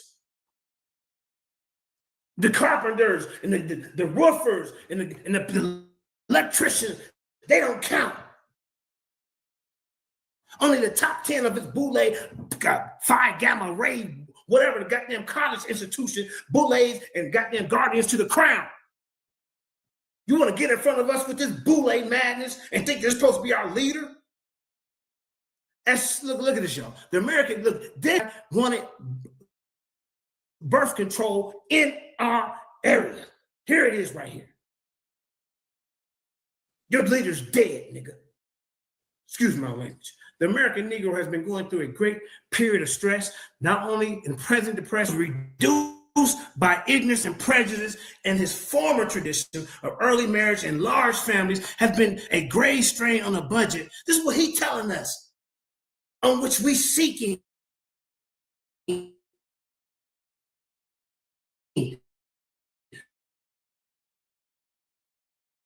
not merely to maintain him. Some of his leaders were white scholars that influenced him. Now, as slaves, every incentive was furnished to raise the largest number of children possible. The chief surplus crop of Virginia and other border states consists of natural increases of slaves and is realized in its consequent slave trade to feed the plantations of the lower South and Southwest. Frederick Bancroft had recently shown us that the trade in the decade 1850 to 60 involved an average annual sales of 800,000 human beings, representing the per capita. Even then, birth control, look at this, y'all. Look at this. Look at it. Look at his leader. Let me highlight your leader, sir. Even then, birth control was secretly exercised by more intelligent slaves. This W.E. Du Bois character always looked down upon the ones who wasn't as educated. A lot of us in the audience ain't as educated as the next person, so you wouldn't even fit in W.E. Du Bois's ideology because he only want a tenth of you to lead the way. The rest of the 90% don't even have a goddamn collective idea on what we're supposed to do as a people. I don't know what he's talking about. And none of his goddamn flunkies. Even then, birth control was secretly exercised by a more intelligent slave. Now see this, as we know from many reminiscences, after emancipation, there arose inevitable clashes of ideas between those Negroes who were striving to improve their economic position and those whose religious faith made the limitation.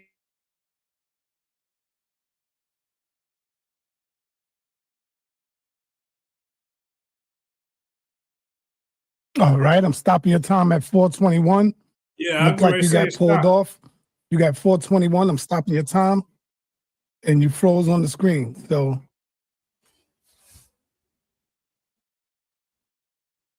let's get JJ back. Let's get him back. Let me kick him out so he know he's out of here, and he'll pop back up. I stopped the brother's time. Let me do a shameless plug again. Family, please subscribe to Paradigm Shift TV 314. Please subscribe to Paradigm Shift TV 314. I was going to do it a third time.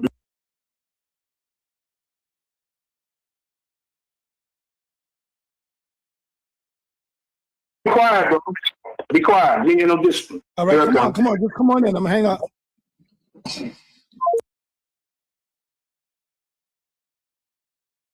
I was talking to y'all. I didn't know I was off. Hold up, man. Yeah. Let me get back to this.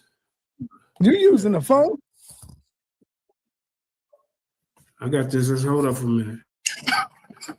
It don't matter if I'm using a computer, but guess what? It don't even matter. You're getting beat up. Okay. Hold up, bro. Let me get back to the screen. Oh, man. DMG, you got to go on mute, brother. Could you mute your mic, sir? My bad. Drink your liquor So I never scenes, bro. So I never talked to him. Yeah. He interrupted me. I ain't never interrupted him. Be quiet. All right. Come on. All right, Mandinka. No, that's me, man. That's me. That's me. Yeah. Let me get back to it. How much of the birth control letter did you hear? Did y'all hear this? I can start it over. No, we didn't hear that part. Let's go. How much did y'all hear? Did y'all hear about this? Can you see the screen? Yes, we can hear. Okay. We ain't see none of that. None of that. Now, ladies and gentlemen, none of that. God damn, who I've been talking? So look, like I said, this guy, his leader, W.E.D. Du Bois, promotes and hangs with Margaret Sanger, sending her money to put these Planned Parenthoods in our neighborhoods. You see what I'm saying? He promoted this. He was backing this. So you want to get in front of us and promote this guy? Look at this. The American, see, I'm glad you see, I thought I was hearing this. Now watch this. The American Negro has been going through a period of stress, not only through present depression, but long before it. His income reduced, ignorance of prejudice. But watch how this Du Bois talk about his own people, y'all. Now, as slaves, every incentive was furnished to raise large numbers of children possible, which that's our culture, that's our nature. But this guy is promoting the Planned Parenthood. The chief surplus of crop in Virginia on the border state consists of natural increase of slaves, and it was realized in a consistent slave trade to feed the plantations of the lower South and Southwest. Now, after emancipation, this inevitable clash between those Negroes who were striving to improve their economic position and those who had religious faith made the limitation of children a sin. See, those who had the religious faith said, no, the limitation of children is a sin. This is what God said, be fruitful, multiply, that go against his cores of value. But his leader, W.E.B. Du Bois, was working with the enemy. So how is his ideology the best for us? So look at this, y'all. In addition to this, low income, which Negroes received, made bachelorhood and spinstership widespread and naturally resulting in lowering in some classes and sex standards. On the other hand, the mass ignorant, look how he talk about us. The mass, this is a letter from this guy, look, W.E.B. Du Bois right here. He calls us mass ignorant Negroes. Still breed carelessly. Look at that, y'all. And disastrously. This your leader? Malcolm X and all the other leaders of Pan-African movement wants to be fruitful and multiply, just like the Bible. So that this increase among Negroes, and even more than the increase among whites, is from the part of the population least intelligent and fit. This is what he's calling y'all. Now, I know y'all ain't that damn. Come on, man. Y'all seeing what his leader, what he's saying about us? Look at this. Least intelligent and fit, and least able to rear their children properly. There comes the difficult, insistent problem of spreading among Negroes and intelligent. You see how he separates Negroes and intelligent, and clearly recognize the concept of popular birth control, so that young people can marry, have companionship and natural health, and yet not have children until they are able to take care of them. This, of course, requires, in the first place, a revision of general laws. In the second place, it calls for a more liberal attitude among Negro churches. He wants the church to control how we have kids.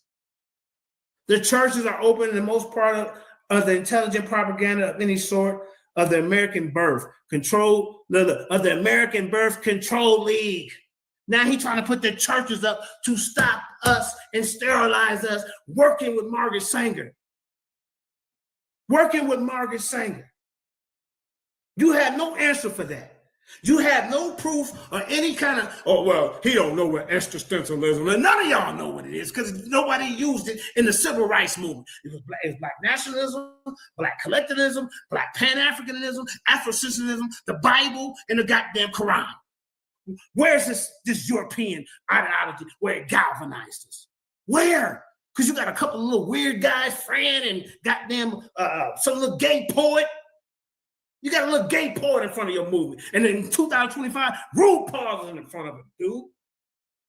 So moreover, there are, look how this dude talk about his people. You're not gonna tell me you haven't shown us no plan for existentialism. You haven't shown us no 1 minute and a half. None of that, bro. You just been up here running your mouth and throwing ad homs, talking about you the big man with the big beard. You slow. You went backwards. You went to white Jesus from Anubis, goddammit, to white Jesus because your wifey told you. What man is that, sir? Since you want to throw hints, since you want to throw shots. You ain't on the level of debating with me, sir. You haven't proven anything. The onus of proof is on you. The burden of proof is on you. You're supposed to be telling us this goddamn great plan that you're existentialist, but he ain't told us no leader. These guys he talking about is dead or they writing little books. Where's that in front of the community? Where's they getting shot and killed for the movement? Huh? Your guys are nothing but a bunch of fairy guys and goddamn it poets. That's what they are in 2025, sir. And I'm going to say this before I close out. Black existentialism is not the best ideology for the black community. You know why? Because there is no groundwork for it. There is no trail of showing how it was used to help our people. He's talking about a couple of fellas. Then he'll talk Malcolm. Malcolm X he was a black nationalist. You will not see nowhere when he talking about he was a black existentialist. You made it up. This is up to say by the screen, yeah, they can't take the pressure aside. You gotta have your shit together on side. Oh man, cracking under pressure on side. Get it, DMG. Yeah. This the toughest saying by the screen. If you ain't got a source, then you read. All right. The end of round 1, 2, and 3. We are now upon the 5-minute rebuttal. Mandinka, as he's preparing for his rebuttal, to say his rebuttal, you should be preparing for yours. Mandinka Mali, DMG, it's on you, brother. Time will start when you're ready. Unmute yourself, brother. All right, I'll let both of y'all, hold up, I'll allow both of y'all to have y'all shot earlier because it came too quick. I didn't want to stop y'all. But no more, insults towards each other, or no insults towards the wives. Let's keep all of that out of it, and let's go for the rebuttal. Let's go. Time will start when you're ready. All right, so no insult. Like I said, I've been married 28 years to one woman. Okay. So that's all I'm saying. Now let's go to the definition because I read this at the beginning, but my man couldn't hear it. This is your rebuttal right here. 5 minutes. It's on you, DMG. Yes, sir.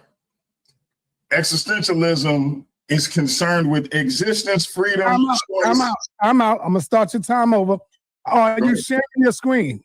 No, I'm just reading the definition again. Okay. All right. Time will start. Go ahead. Appreciate it. Existentialism is concerned with existence, freedom, choice, and authenticity. Black existentialism is rooted in reflection of existential reflection rooted in anti-Black racism and colonialism. It critiques domination and affirms Black agency. Now, again, this is for the people with slow gases. Existentialism is concerned with existence, freedom, choice, and authenticity. Black existentialism is a reflection rooted in anti-Black racism and colonialism. It critiques domination and affirms Black agency. Again, the brother keeps saying Malcolm X, Huey P. Newton, Black Panther, they didn't do it. I did a quick Google search. Just a quick Google search. All of y'all in the chat, there's 250 some people watching. All 250 people, all 250 of y'all, do the same Google search. Did Malcolm X and the Black Panther Party follow Black existentialism? It's gonna give you the same information it gave me. The answer was yes, emphatically. It was yes. He don't know what he's talking about. HOK dope, but not knowing what he's talking about. Now, again, he keeps saying that for whatever reason, this is gay and that's gay and he gay and she gay. Listen, James Baldwin was gay. Nobody knew it until he was a much older man because he wasn't talking about gay rights. He was talking about Black rights. He wasn't talking about gay existence. He was talking about the existence of Black people, Black existentialism. Never mentioned anything about being gay. Now, what he did say, regardless of if he was gay, is that to be a Negro in America and be relatively conscious is to be in an almost constant state of anger. I don't care what his sexuality is, that statement remains true from the day he said it to right now. That's Black existentialism. I don't know what homeboy talking about. I don't know what he talking. He talking about W.E.B. Du Bois, the Boule, all of that. We talking about is Black existentialism, the best ideology for Black people. I'm gonna say it again. Shout out to Baba Saber and Maurice Neferu. You African have the power to intercede on behalf of yourself. That's Black existentialism in a nutshell. Homeboy talking about something else, but he here to entertain y'all and make y'all laugh. I'm here to educate people on what Black existentialism is. I concede the rest of my time. I know. You want to? Hey, all right, hold on, Mandinka, hold on. All right, Mandinka, you got 5 minutes in your rebuttal. After this, as he's doing this, DMG, you should be getting your questions ready. You got 3 questions to ask Mandinka, and Mandinka have 3 questions to ask you. Time will start when you're ready, Mandinka. Once again, ladies and gentlemen, this is a sham. That's all he did was get up here with his goddamn black beard and act like he's more educated than anybody else. Your existentialism has its roots in European philosophy, European ideology. You can't name us the great African philosophers like the Hoteps and all the different guys that we got.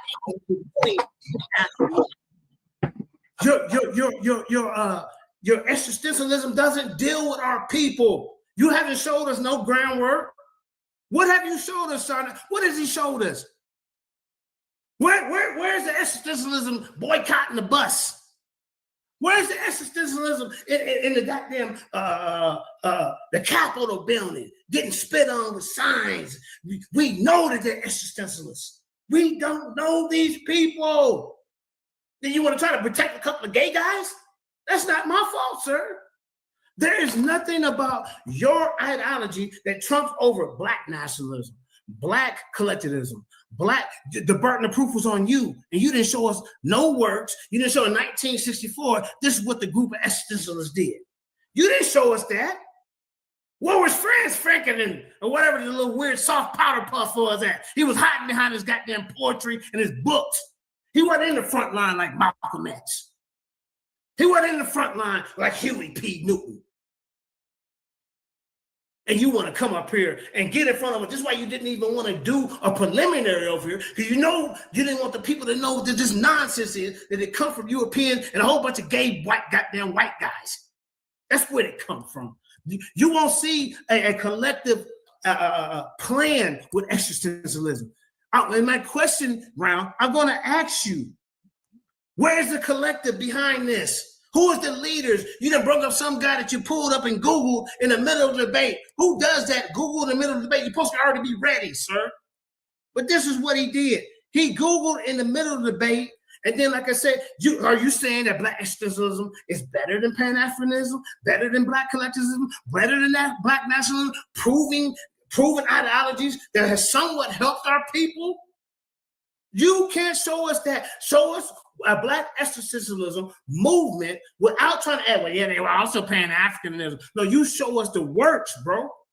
You can't. Let me get back to this before my time is up.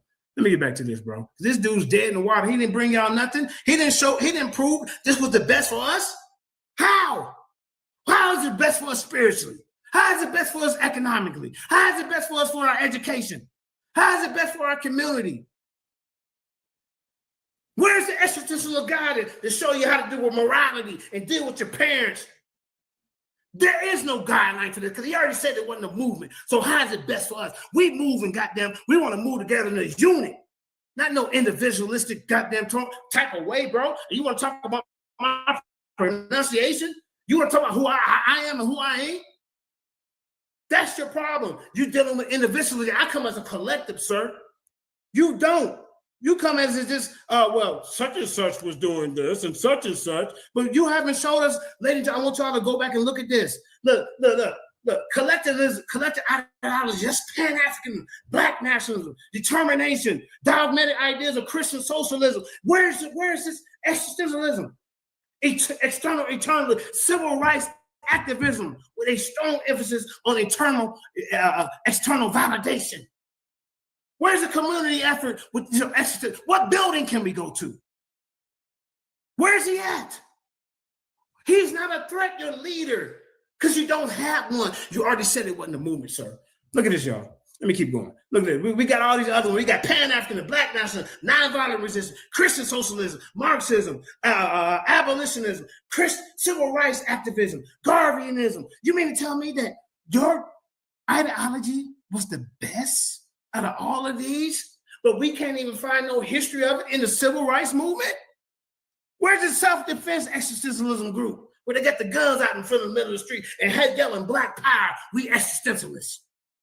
I hear him say we black power. I hear him saying Plan Action. I hear him saying RBG. I hear him saying we a Hebrew Israelite. I hear him saying we a Moor. I hear him saying we from the Nation of Islam. You already got beat up, bro. Get in front of us with this nonsense. Where is this existential movement? Only time we can find it is in the LGBT community. That's the strongest existential movement that you're going to see. He already admitted a couple of them some gay fairy pops. But like I said, ladies and gentlemen, I came to you, I brought you black nationalism, I talked about Pan-Africanism, I talked about black collectivism. I ain't have to do that because the burden of proof is really on him to prove that he failed miserably.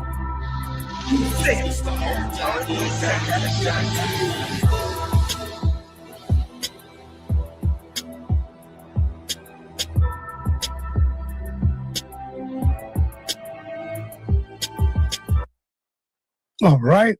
We are now at the mark of the Q&A. You have at least a minute and a half to answer the question. You can't cut him off. You can ask your question, but you have to allow him his minute and a half to answer it. If you want to finish before a minute and a half, that's cool. He could be finished in 30 seconds. It's up to him. All right. So, DMG. We agreed that I'll ask the question first since he went first, and then I'll close out since he went first. But in the question round, he's going to ask mine first. Okay, no problem. All right, Mandinka, ask your question, but allow him his minute and a half to answer. Yeah. All right, DMG. My first question to you is, can you prove that this ideology of existentialism came out of Africa? Unmute yourself, brother. I can't prove that it came out of Africa. I can prove it came from someone of African descent. Again, this is a philosophical framework that identifies Black existence in the face of colonialism, white supremacy, and racial oppression. There are no white Black existentialist philosophers. You can't find one. You might be able to find a philosopher that comment on it, but you can't find a white Black existentialist philosopher or writer because it's Black. So it came out of the minds, plural, of people of African descent. I can't say that it comes out of Africa. Okay, so my second question is, if we as a people identify ourselves and our ancestors as African, a lot of us do, how can an ideology that don't come up out of the way we think, come up out of Africa, be the best ideology out of Pan-Africanism, out of Black nationalism, out of Black collectivism? How does these three get beat by your ideology that came from Europe, sir? Go ahead. All right. So again, the brother is demonstrating that he just don't listen. I talked about how Black existentialism relates to Pan-Africanism, the NOI, Moore Science Temple, any of these groups. So I'm gonna read my slide again. Black existentialism does not reject, one more time for the people with slow gases. Black existentialism does not reject the valuable contributions of Pan-Africanism, the Nation of Islam, or Moore's Science Temple. Instead, it absorbs their insights, community, pride, political solidarity, spiritual grounding, while avoiding their limitations. Again, whatever my brother got in his ears, he got to pull it out. I already addressed this. So, are you saying that some ideology that absorbs ideas from other ideologies is already established? They're already established, and you're telling me because they absorbed the Pan-African, I don't even see it, y'all, because you got a couple of guys in there. So how the absorbing from other Black ideologies make this one better when it don't even come from us? Can you explain that? What was your question? How you said existentialism, pay attention, sir. You said that it absorbs, it doesn't reject Pan-Africanism. But these ideologies are already established. This is the up and comer. This is 1970. Your stuff is brand new. African spirituality and all these other ideologies have already been out there. So my question is, how does this trump over all these other ones that's already established and has proven groundwork, sir? Well, again, you said something that wasn't true. You said this is the new kid on the block. I asserted again, it's an art to listening. Again, that's another Sinetta quote. It's an art to listening, JJ. I said at the beginning of my presentation, Black existentialist thought goes back to the 19th century thinkers like Frederick Douglass, like Sojourner Truth, like Harriet Tubman. You can even add Malcolm Delaney or Martin Delaney. These were the proto-Black existentialist thinkers. They influenced those that we had in the 20th century and those who we have in the 21st century. So again, it's a philosophy. So if it's a Black concept, it can absorb it because that's what philosophy does. It's ever evolving. Okay. All right. Thank you, JJ. We are now moving over to DMG. DMG, you got 3 questions that you can ask Mandinka Mali. And then we're going to have y'all 5-minute closing. And then we're going to open up the panel for the people who would like to maybe come in and ask a few questions. Time will start when you finish your question. All right, my first question is this, JJ. Black existentialism emphasizes individual agency and the creation of meaning despite systemic oppression. It also encompasses the collective. So it addresses the individual and the collective. My question is this: how does your preferred ideology empower Black people to define themselves outside of the imposed racial narratives as effectively as Black existentialism does? Okay. So the civil rights movement, ladies and gentlemen, was primarily driven by ideologies that focus on achieving racial equality, social justice, which existentialism doesn't deal with directly. While liberating is one of it. The key ideologies that we were dealing with civil rights activism focused on achieving equal rights through whether it's a nonviolent movement, whether it's through Black nationalism. These are all ideologies that are recognized in academics, in scholarly circles. Black existentialism is not even recognized in the academic circles. That's an easy Google search, as he would say. I guarantee you, if you pull it up right now, that's my next question. You pull it up right now, you're not going to see Black existentialism as being recognized in these circles. We're going to have Pan-Africanism, who highlighted unity and solidarity. You can shake your head and act like you're confused, because you are. You haven't showed who's the leader of this Black existentialism movement. There was 5 of them right now. He tried to put Frederick Douglass and Malcolm X in those type of categories. That's a goddamn lie. Because if you put up the definition of existentialism, anytime that you're going against a collective and you're dealing with individual personal gain or thoughts, or you make up your own morality, they believe that life is meaningless. Time.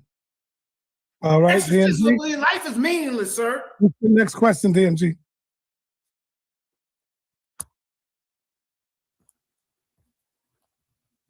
Unmute yourself, brother. My bad, family. I apologize. I had to mute myself so I wouldn't be heard laughing. Black existentialism is not tied to a single nation, religion, or economic system. Right. So my question to you is, in a globalized world where Black identities experiences are diverse, how does your ideology provide a more flexible, inclusive solution than Black existentialism? Okay. All right. Because you know why? Because I'm dealing with collectivism, ladies and gentlemen. Your definition deals with an individual. What you're not getting through your brain here, sir. Black Pan-Africanism is a collective, Sarnetta. Black nationalism is a collective. These ideologies share a common theme, such as emphasizing community. Look, yeah, I would laugh too if you got in front of us, emphasizing community, collective identity, fostering unity and solidarity among Black people, promoting self-determination and empowerment, ladies and gentlemen, highlighting the importance of African heritage. Look, your thing is not even a movement. It's not even recognized in scholarly circles, and you can't even pull it up. I dare you to pull it up before you get up off this stage, sir. Each ideology has its own focus and approach. Collectivism emphasizes shared goals. There's no shared goals in existentialism. It's do as thy will. It's the whole of my goddamn law. I get to do what I want. I get to wear a dress, and I still can show up at the goddamn civil rights meeting. We don't need these type of guys at the rally. We don't need them. This is what DMG promoting. Black Existentialism. Y'all ain't never heard this till I called it out. It ain't making no traction. This is just a bunch of bougie Negroes that got their nose in there and want to stop trying to sound more important than everybody else. Remember, his leader only wants the top 10%. Time. All right, your last and final question, DMG, before we get to the closeout. All right. The core aim of Black liberation is both the liberation of the collective and the individual. My question to you, JJ, Mandinka, Jeremiah Judah, and whatever else, what specific mechanisms within your ideology achieve the liberation of both mind and body more effectively than the existentialists, the Black existentialists demand to create meaning and freedom in the face of white oppression? Could you repeat that? All right, I got you. The core aim of Black existentialists is to both assert liberation on the collective and individual front. My question to you is, what specific mechanisms within your ideology achieve liberation of both mind and body more effectively than the Black existentialist demand to create meaning and freedom in the face of white oppression? Okay. Now, as y'all can see, ladies and gentlemen, earlier, when I got to talking about Black nationalism, I went into mental health. I went into stuff like that. He didn't do that. So you got the nerve to ask me about how do my ideology deal with the mind? When is you going to bring that out, sir? Because you didn't in this debate. See, I deal with guys like Edward Wilmot Blythe, a Liberian intellectual, a political activist for Pan-Africanism and African identity. This let us know when we're talking about African identity, they're talking about us. This come from the land. As I asked him earlier, did this ideology come from Africa? You know what he said? No. So he's saying European philosophy and ideologies is for us. This is what this guy is saying. Trying to get you to think that JJ don't know what he's talking about with his little ad homs. Nigga, bro, you are a rookie debater, bro. You have not proven your case. You have not showed us that existentialism is the best ideology for our people, for liberation or anything. It wasn't even used in the Black civil rights movement. It wasn't even used in the abolitionist movement. None of that. So I don't even know how you can even ask me when I told you during the debate how I dealt with mental health. When is you going to start us with existentialism deal with mental health? Here, let me get into some more information, bro. Let me get into some more. How much time I got? How much time I got? Got 30 seconds? Time. All right. We are now at the closing part of this debate. The final and last part of it is 5 minutes closing. DMG, time will start when you're ready. Close us out, brother. Hey, hold on. Hey, if you don't mind, I use the restroom. I take a leak. All right, go ahead. Yeah, I want to hear his closing, though. Just hold up, DMG. Play a commercial, promote the next debate, whatever you want to do. All right. Hey, family, subscribe to Paradigm Shift TV 314. We got a powerful 3-day event coming up the weekend of October 3rd through October 5th. Debate Mania. Y'all please go over there and subscribe. Check us out. We're trying to get on the same level as my big bro, Sinetta. Debate Mania #1, October 3rd through October 5th. Paradigm Shift TV 314.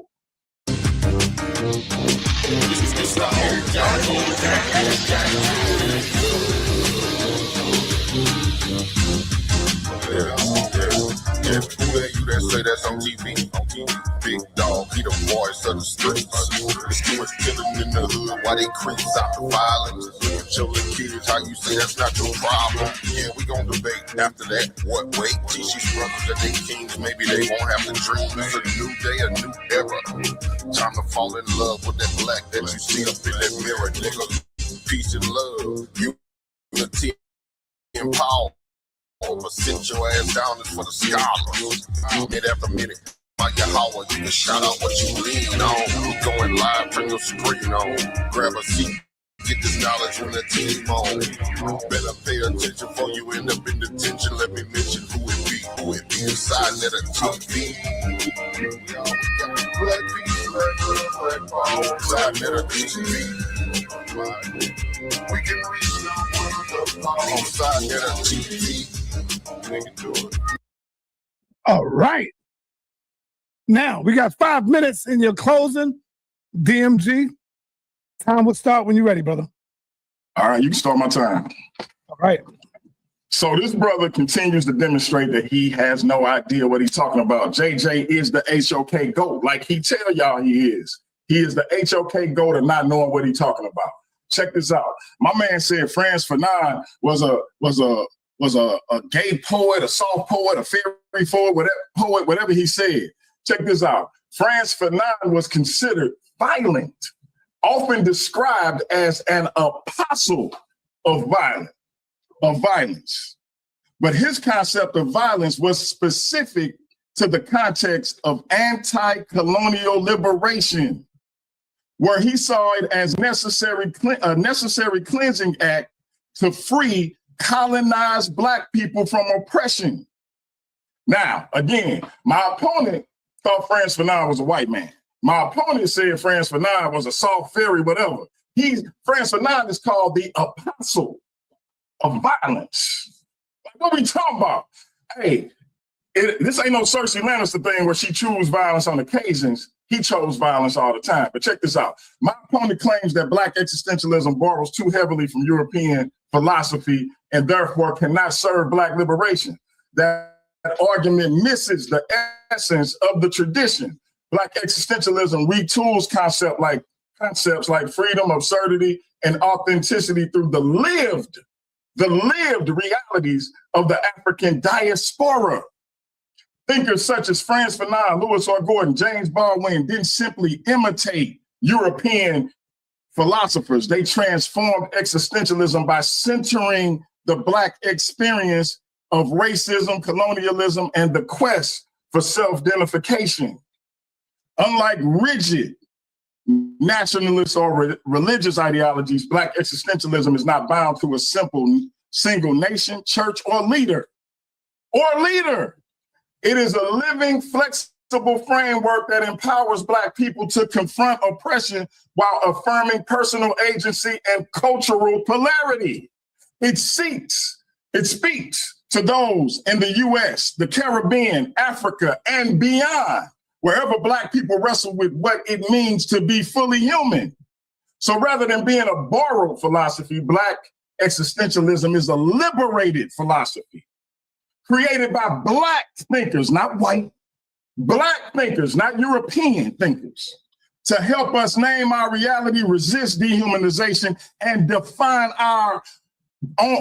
ourselves on our own terms. That makes it uniquely equipped to be the best ideology for Black people today, tomorrow, and forever. Again, shout out to Baba Saber Amari Seneferu at the Temple of Het Haru right in here in St. Louis.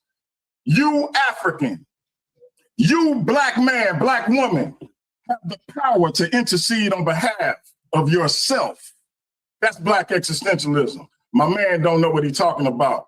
HOK go to not knowing what he's talking about. It's your brother DMG the poet, AKA Brother Pianki. Salute to all my supporters. Salute to Sinetta for hosting this debate. I think I 03 them, 05 them, whatever you want to call it. You're done. My turn.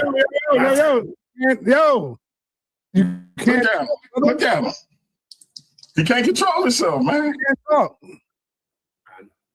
I thought he was done or something. He said he was done. No, it's all right, JJ. Mistake. Go ahead. I ain't gonna use a tactic. Hey, last I want to say shout out to my queen for being in the audience. Shout out to my other Mama B, Barbara Cunningham. Shout out to my brother, Neo Love. Hey, y'all know what it is, man. It's your brother DMG. That's that. Time to set the stage with the lights off. Let the little nigga breathe till the fight's lost. You ain't never like the room with the bright sauce. Hail Mary, they despise what the light brought. Let them roach niggas bleed if they can't see. Side of the TV, what you can't be. They say that murder on my mind, now they can't breathe. Take a picture of the proof, that's your last peep. Oh, and need me or love, yeah, that's just me. Keep them jumping like some frogs, so they might be leave when the sun's set. And they don't really want to bleed from the gun, playing like mine, nigga, smoking weed on the one-way street, nigga. Yeah, we see we outside with it. Pull up to debates like we might be with it on guard. Cyphers niggas like bullshit and they fraud. Let me chop them down with the sword. Walk them down like they live hard. Listen, this is just as you gon' be in, we too hard. And you don't really want that smoke, my G. With B-side net on TV. This the toughest environment, the toughest environment to be in. All right, Mandinka, let's close this thing out. Yeah. You got 5 minutes for your closing. You got 5 minutes for your closing. It's on you, brother. Time will start when you're ready. Yeah, shout out to the Minister of Music of the Lions Den, Neil Love, Sister Kabrima, Lions Den, Apostles of Crime, Black Jesus Minister. Oh, God. Now look at this, y'all. This guy, like I said, he didn't bring a blueprint. He didn't bring any evidence of this existentialism movement. You were just up here running your mouth, happy to be on the stage with me, bro. That's what it was, bro. You didn't show nothing. What did you show? Where's the groundwork, bro? That's what I've been showing you. All the groundwork from Black nationalism. I've been showing you from Black collectivism. All of that. Y'all already know. See, Black collectivism emphasized the importance of community. He didn't say nothing about that. Shared identity. A collective empowerment, whereas existentialism focused on an individual relationship, responsibility, and the personal thoughts of themselves. This is why Black collectivism is considered more beneficial and all the other ideologies I brought up. Community empowerment, what did he talk about that? Black collectivism prioritized the collective well-being and empowerment of the community, recognizing that individual success is often tied to the success of the community. DMG, you didn't do that. I commend you for getting in the ring with me, sir. I know that's been on your bucket list. Now you're going down as somebody. Yeah, look, I ain't laughing. Me and DMG already talked before the debate. We good. A shared identity. It acknowledged the shared experiences, the history and struggles of Black people. This is what Black collectivism is. Y'all put it to the table. Y'all see 7,000 and bring up all this information. Look. Shared identity with Black people focusing on a sense of unity and solidarity. Those are the key components. We don't see no key components in this existentialism. We have collective action. By working together, Black individuals can pool their resources, exercise and knowledge to achieve a common goal. He hasn't shown no common goal with the Black existentialism being in the forefront of charging up that movement. You see, we're trying to overcome systematic barriers. We can't do that alone, ladies and gentlemen. We can't trump our own individual feeling over the collective.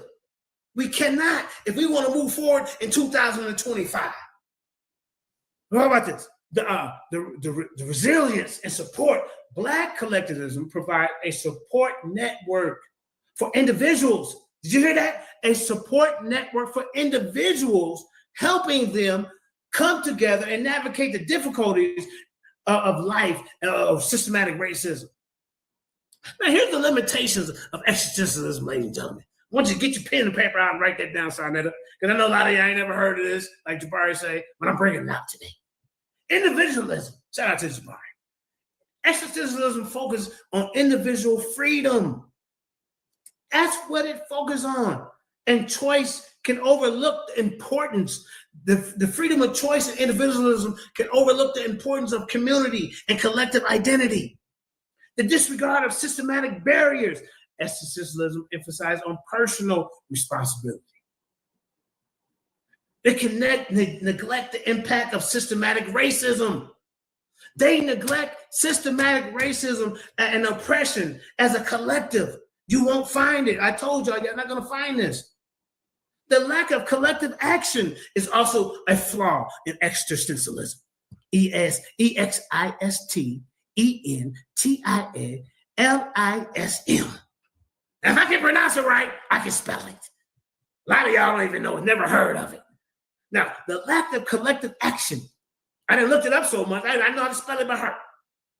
Individualistic approach might not prioritize the collective action and community empowerment. Now, this and DMG, I wasn't trying to be disrespectful to your wife. If that's, man, bro, y'all a great couple, man. I was married for 16 years. I know longevity. I know about that. I got 6 grandchildren, 4 or 5 children, other children, bro, children and grandchildren. I've been blessed by the Most High. You see? Why Black collectivism might be more beneficial? Because it addresses systematic injustice. Black collectivism can be more efficiently address systematic injustice by promoting collective action and community empowerment, which existentialism does. And thank y'all for supporting the debate. Sorry for the listening in. And I appreciate y'all coming out. Thanks. All right, family, this is the time where y'all can come in, ask the brothers some couple of questions. The link. All right, we ain't gonna get into when my man opened up the chat. Yeah, we got to do that. Yeah. We can open the floor, talk about it. I think your last part that you had a lot more energy than you did in your first couple of rounds. If you had whole energy through the whole debate, you'll be better off. Yeah, and traditionally, it's kind of like, it's kind of like a producer when they rap. You know what I mean? Like Dr. Dre or Kanye rapping or DJ Quick rapping when they really, I ain't gonna say Puffy, but no Diddy. But, I mean, I know what you're saying. Hold on, real quick, DMG, real quick. Indigenous, I did say that you did give me the source you told me about W.E.D. Du Bois, but I went up and looked up the information myself. So thank you for that, Indigenous. But you didn't organize my whole debate. You got to get up here and explain it too. You can't explain it from the goddamn chat. You can't explain it from the payphone. I'm not going to hold the phone for you 3 or 4 hours every time you want to get your information out, and then you in the audience cross me mad because 2 other people was talking and you didn't get to talk. They on the screen. But like I said, you show up tomorrow. Hey, I called you out 2 days in a row. Show up with your phone holder and your goddamn moderator, and you in 3 hours of a death debate match, and I'm gonna slaughter you like I did Deron Tillis. I promise you. Hey, shout out to Indigenous Black man, even though he don't really like me or my platform. I thought you was animated the whole time. I didn't realize until you said it tonight that you had a slide that should have been showing. I thought that's what you was trying to show. That's why I was like, what's going on? And so it was interesting. I will say this, and then I had let you respond, and then we'll let Jose talk. I still to this day don't know. I didn't hear you debating Black existentialism. It seemed like you was debating European existentialism. And I defined the difference. Do you still have that same sentiment that they one and the same? Well, I still feel that it's not an original African concept. So I feel that it was molded and shaped through a European mind. And some of our people took it and put Black in front of it because the creators of existentialism did not view their worldview, because this is their worldview and their philosophy. That's why I wanted to tie in our own Black philosophies. You see what I'm saying? Black nationalism, Pan-Africanism, African spirituality, Black church. I mean, you got the nation. Is all these ideologies. I see that the driving force that galvanized our people together. If this is the best ideology, it has to do something to work for us. That's how I looked at it. And I know you're saying, well, it deals with different parts of these different movements, but I just didn't see. Like I need to see, like, okay, yeah, this is what we existentialism, but the whole definition is, defining your own purpose or whatever like that. And African spirituality, we're here by divine, we predestined, we have a mission here. That's Black African spirituality. So that's why I still don't think that it's the best ideology. Out of all you breaking up between all the ones. That's okay. Let me turn my camera on. That was so. Can you hear me now? Yeah, you're a lot clearer with your camera off. Can you hear me now? Yep. Uh-oh. We can hear you. Yeah. So I don't know what all y'all heard or anything, but I can say it again. Just all the ideologies that's out there. I mean, I looked at the whole list of. Yeah, give us a brief summary of what you said because you was breaking up. Basically, I was saying, well, in the debate, I was doing it because he made the claim. So if he made the claim that it's the best ideology, the burden of proof is on him. So that means you would have to show, okay, this is why this is the best for us, because this is what they do for us. Here's the institutions, here's the organization, here's the history. Here go some of the leaders that still past and current. So existentialism is not the only ideology. There's other ones out there that I compared it to and brought them to the table attacking existentialism. Yeah, you attacked my beard a couple of times too. Come on, man. You know how many shots you threw at me through the whole debate? I know. Looking back at it, I was like, dang, I was throwing shots the whole time. But hey, let's go to our brother Jose. Jose, what's up with you, man? What did you think of the debate? It was a good debate. You did a very excellent job, I might say. I appreciate it. Listen, I could do my presentation this week, or I have to wait till next week. Let's do it Thursday. Okay. I could share my screen and show you a little bit of it. No. Let's wait till Thursday. Come on, bro. Come on. Can you do that some other time, Jose? We getting out of here. We getting out of here in about 10 minutes. But let's do it Thursday. Send me the title, and I'll get the thumbnail made. All right, good, man. But it was a good debate, man. It was a good debate. I would like to see a part 2 to that, though. You say you want a part 2? All right, hey, maybe we can do part 2 on your channel. You sure? Oh, me? Nah, I don't think JJ is gonna want to come on my channel. Why not? JJ all about building up. JJ all about building up smaller channels. Nah, maybe some other debate. Bro, look here, bro. Maybe some other I don't know debate. what you up here for. Not that debate. But you're gonna have to, trust me, we don't want to go on your channel. You're too biased. I'm just gonna be honest with you. No, I'm not biased. Hey, look, family. Link is in the chat. Tell us who you think won. Tell us who you think took it.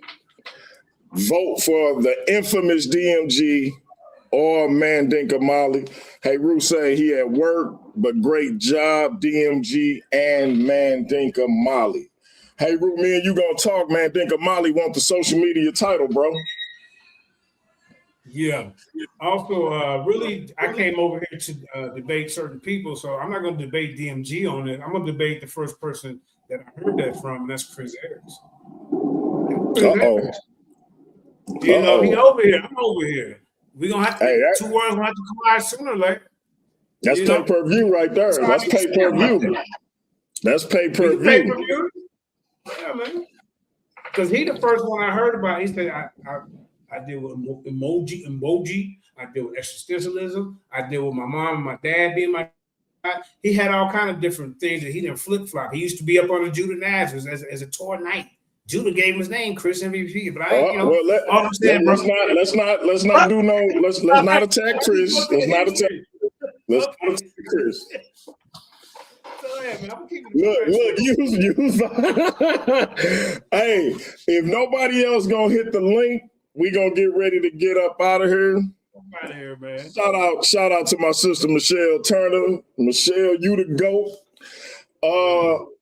Hey, I enjoyed this review, JJ. Again, I deserved all of the heat you was throwing at me because I was throwing shots at you the whole time.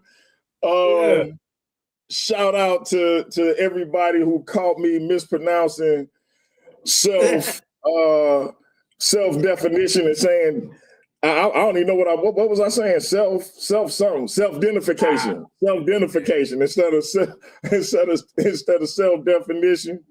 Even though Michelle ain't hit me up and tell me I was pronouncing it wrong. JJ still don't know how to say existentialism, and it's all good. But hey, I appreciate you giving me the shot. You know what I mean? I hadn't had any debates outside of Cap and nobody, and so you gave me an opportunity to get on the big stage and have that conversation. And I've been wanting to tell everybody about Black existentialism, Africana critical theory. One thing you said when you said nobody has heard of it, it do go unnoticed, even though elements of it are in all of our movements, but people don't really know what Africana critical theory is. And so that gave me an opportunity to put that information out there. So I appreciate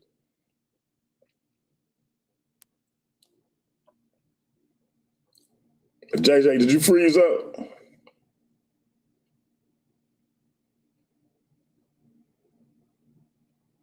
I think JJ froze up. Well, DMG, if you have any disagreement with my ideology as far as Kemet being black, you could always respond to it if you want to, because I think you might want to say something about it in terms of me saying Kemet is black. Because I remember you mentioning that you thought I might be putting a modern spin on it. So if you want to respond, you could always do that. Yeah, we'll see when you do your presentation. I don't have a problem with saying Kemet is black. It's just the like what context are we talking about? What time period are we talking about, etc. It always meant black as a physical description, not a racial thing. Okay. So I'll get back. I'll get with you on the time for sure. Okay. Yeah. Let me know, and then I get a thumbnail. Jose. What's that? You found you read it? I didn't hear anything he said. Do you turn your camera off, JJ? Yeah. Jose Francis, do you deal with the Book of the Dead? You mean the Perd M. Heru? There's no such thing as a Book of the Dead. Okay, well, Dead people don't read. Okay, but I'm asking you, do you deal with that? Yes or no, sir? Yes, I read one of them on this channel before. The Papyrus of Ani. So let me ask you this. Can I ask you one more question? Go ahead. What was the purpose of that book? What's the purpose of that book? To show you how you live your life and to take you on your journey through your afterlife. Where's the afterlife? And who was it with? Who was in the afterlife? You could become who did they go be with in the afterlife? That's what I'm trying to ask you. The ancestors, they could become Hassad. Hey, hold on, Jose. I know JJ hedging his bets for his debate against Haru, man. Stop this. JJ be playing chess, man.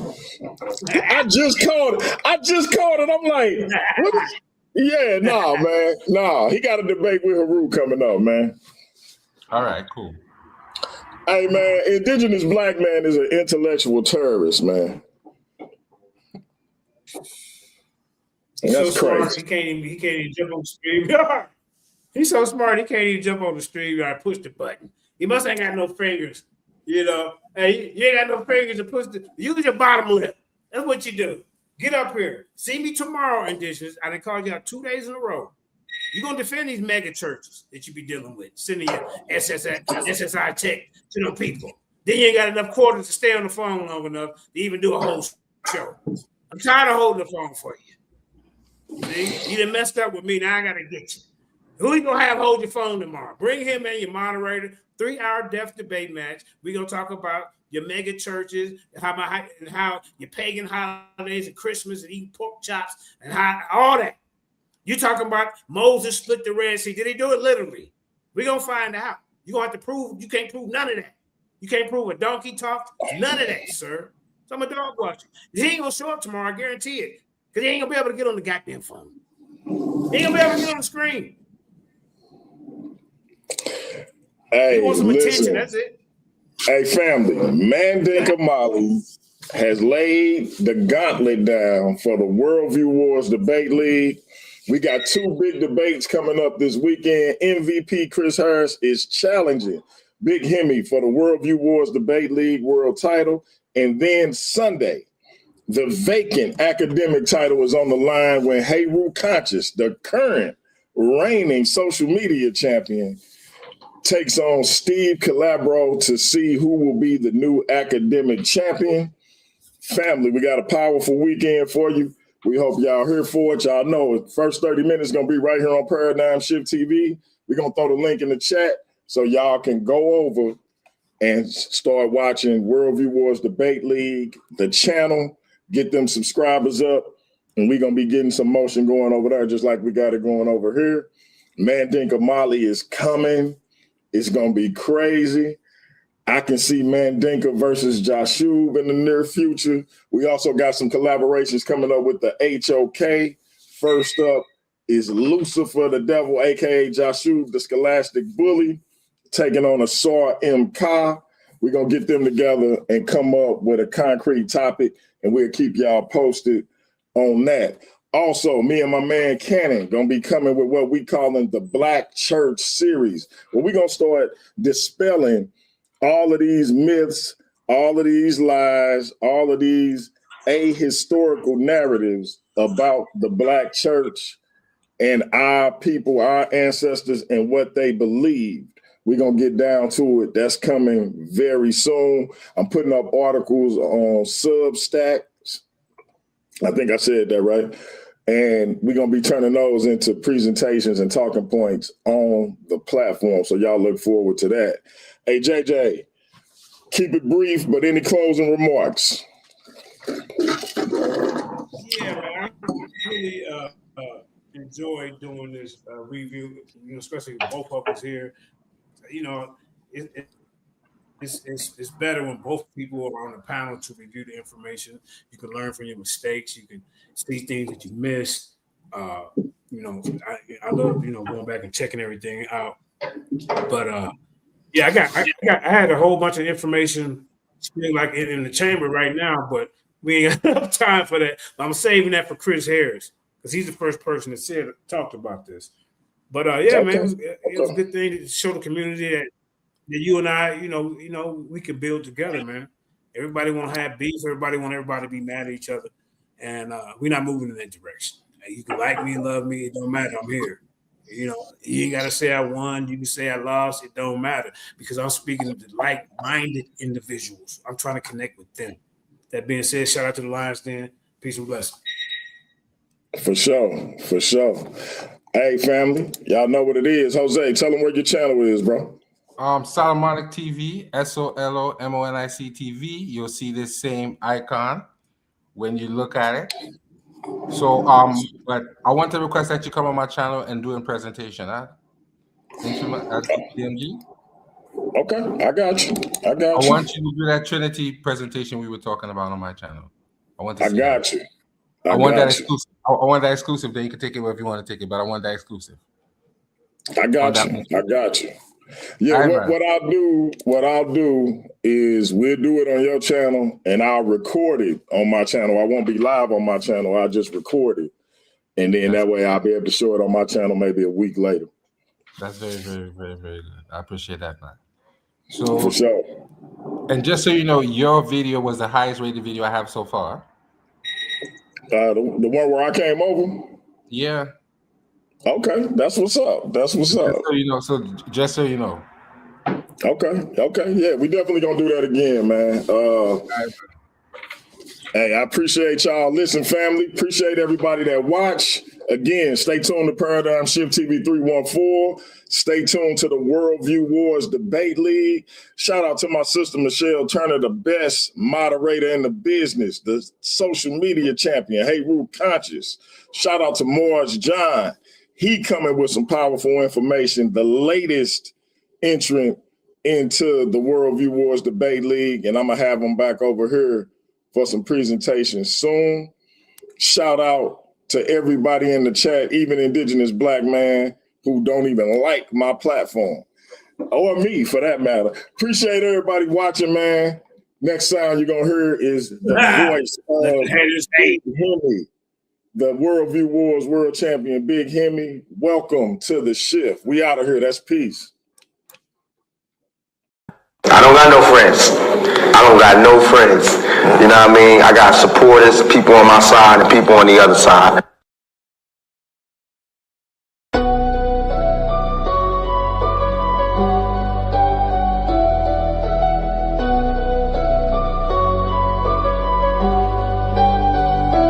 Welcome to the shift where the whole room blows. DMG vibes got the city on go. Stand on what you know, every mind gon' grow. Just you flat, I'm with you, let the whole world know.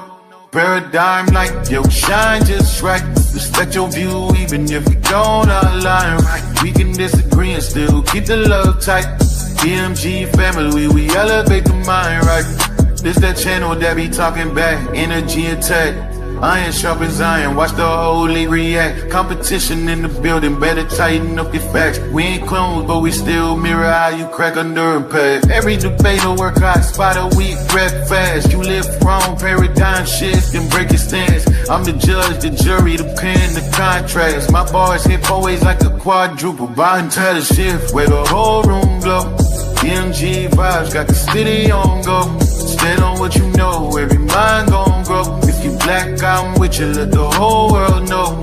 Paradigm light, yeah, we shine just right. Respect your view, even if we don't all align right. We can disagree and still keep the love tight. DMG family, we elevate the mind right. We invite every mind, long as you stand on yours. Walking with respect, leave with open doors. Channel stay lit, views jumping off from boards. STL bounce, yeah, the spy from the source. Competitors, welcome, step up, don't fold. We don't fit pressure, we refine under load. God's heavy, we press them till the truth get told. Shift so clean, it feel platinum even when it's gold. Come through correct, bring your logic and your proof. Speak your truth, just don't run from the truth.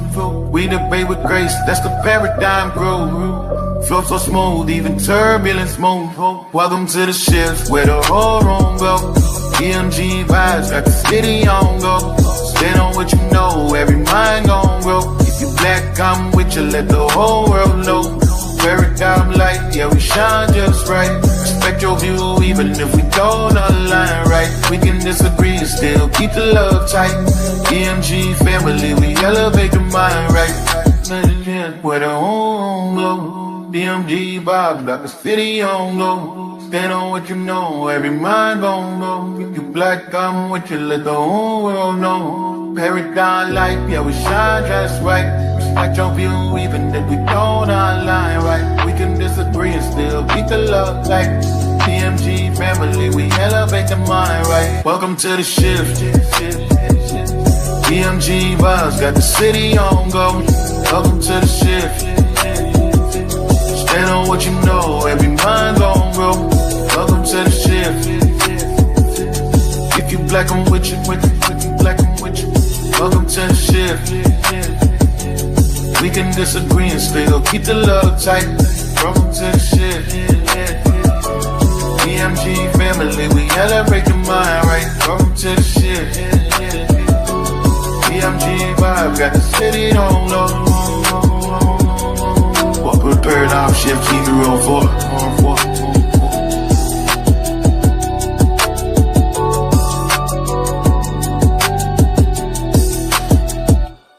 Y'all know I say that greeting for one reason and one reason only. It's because if you black, I'm with you. And I hope that you with me.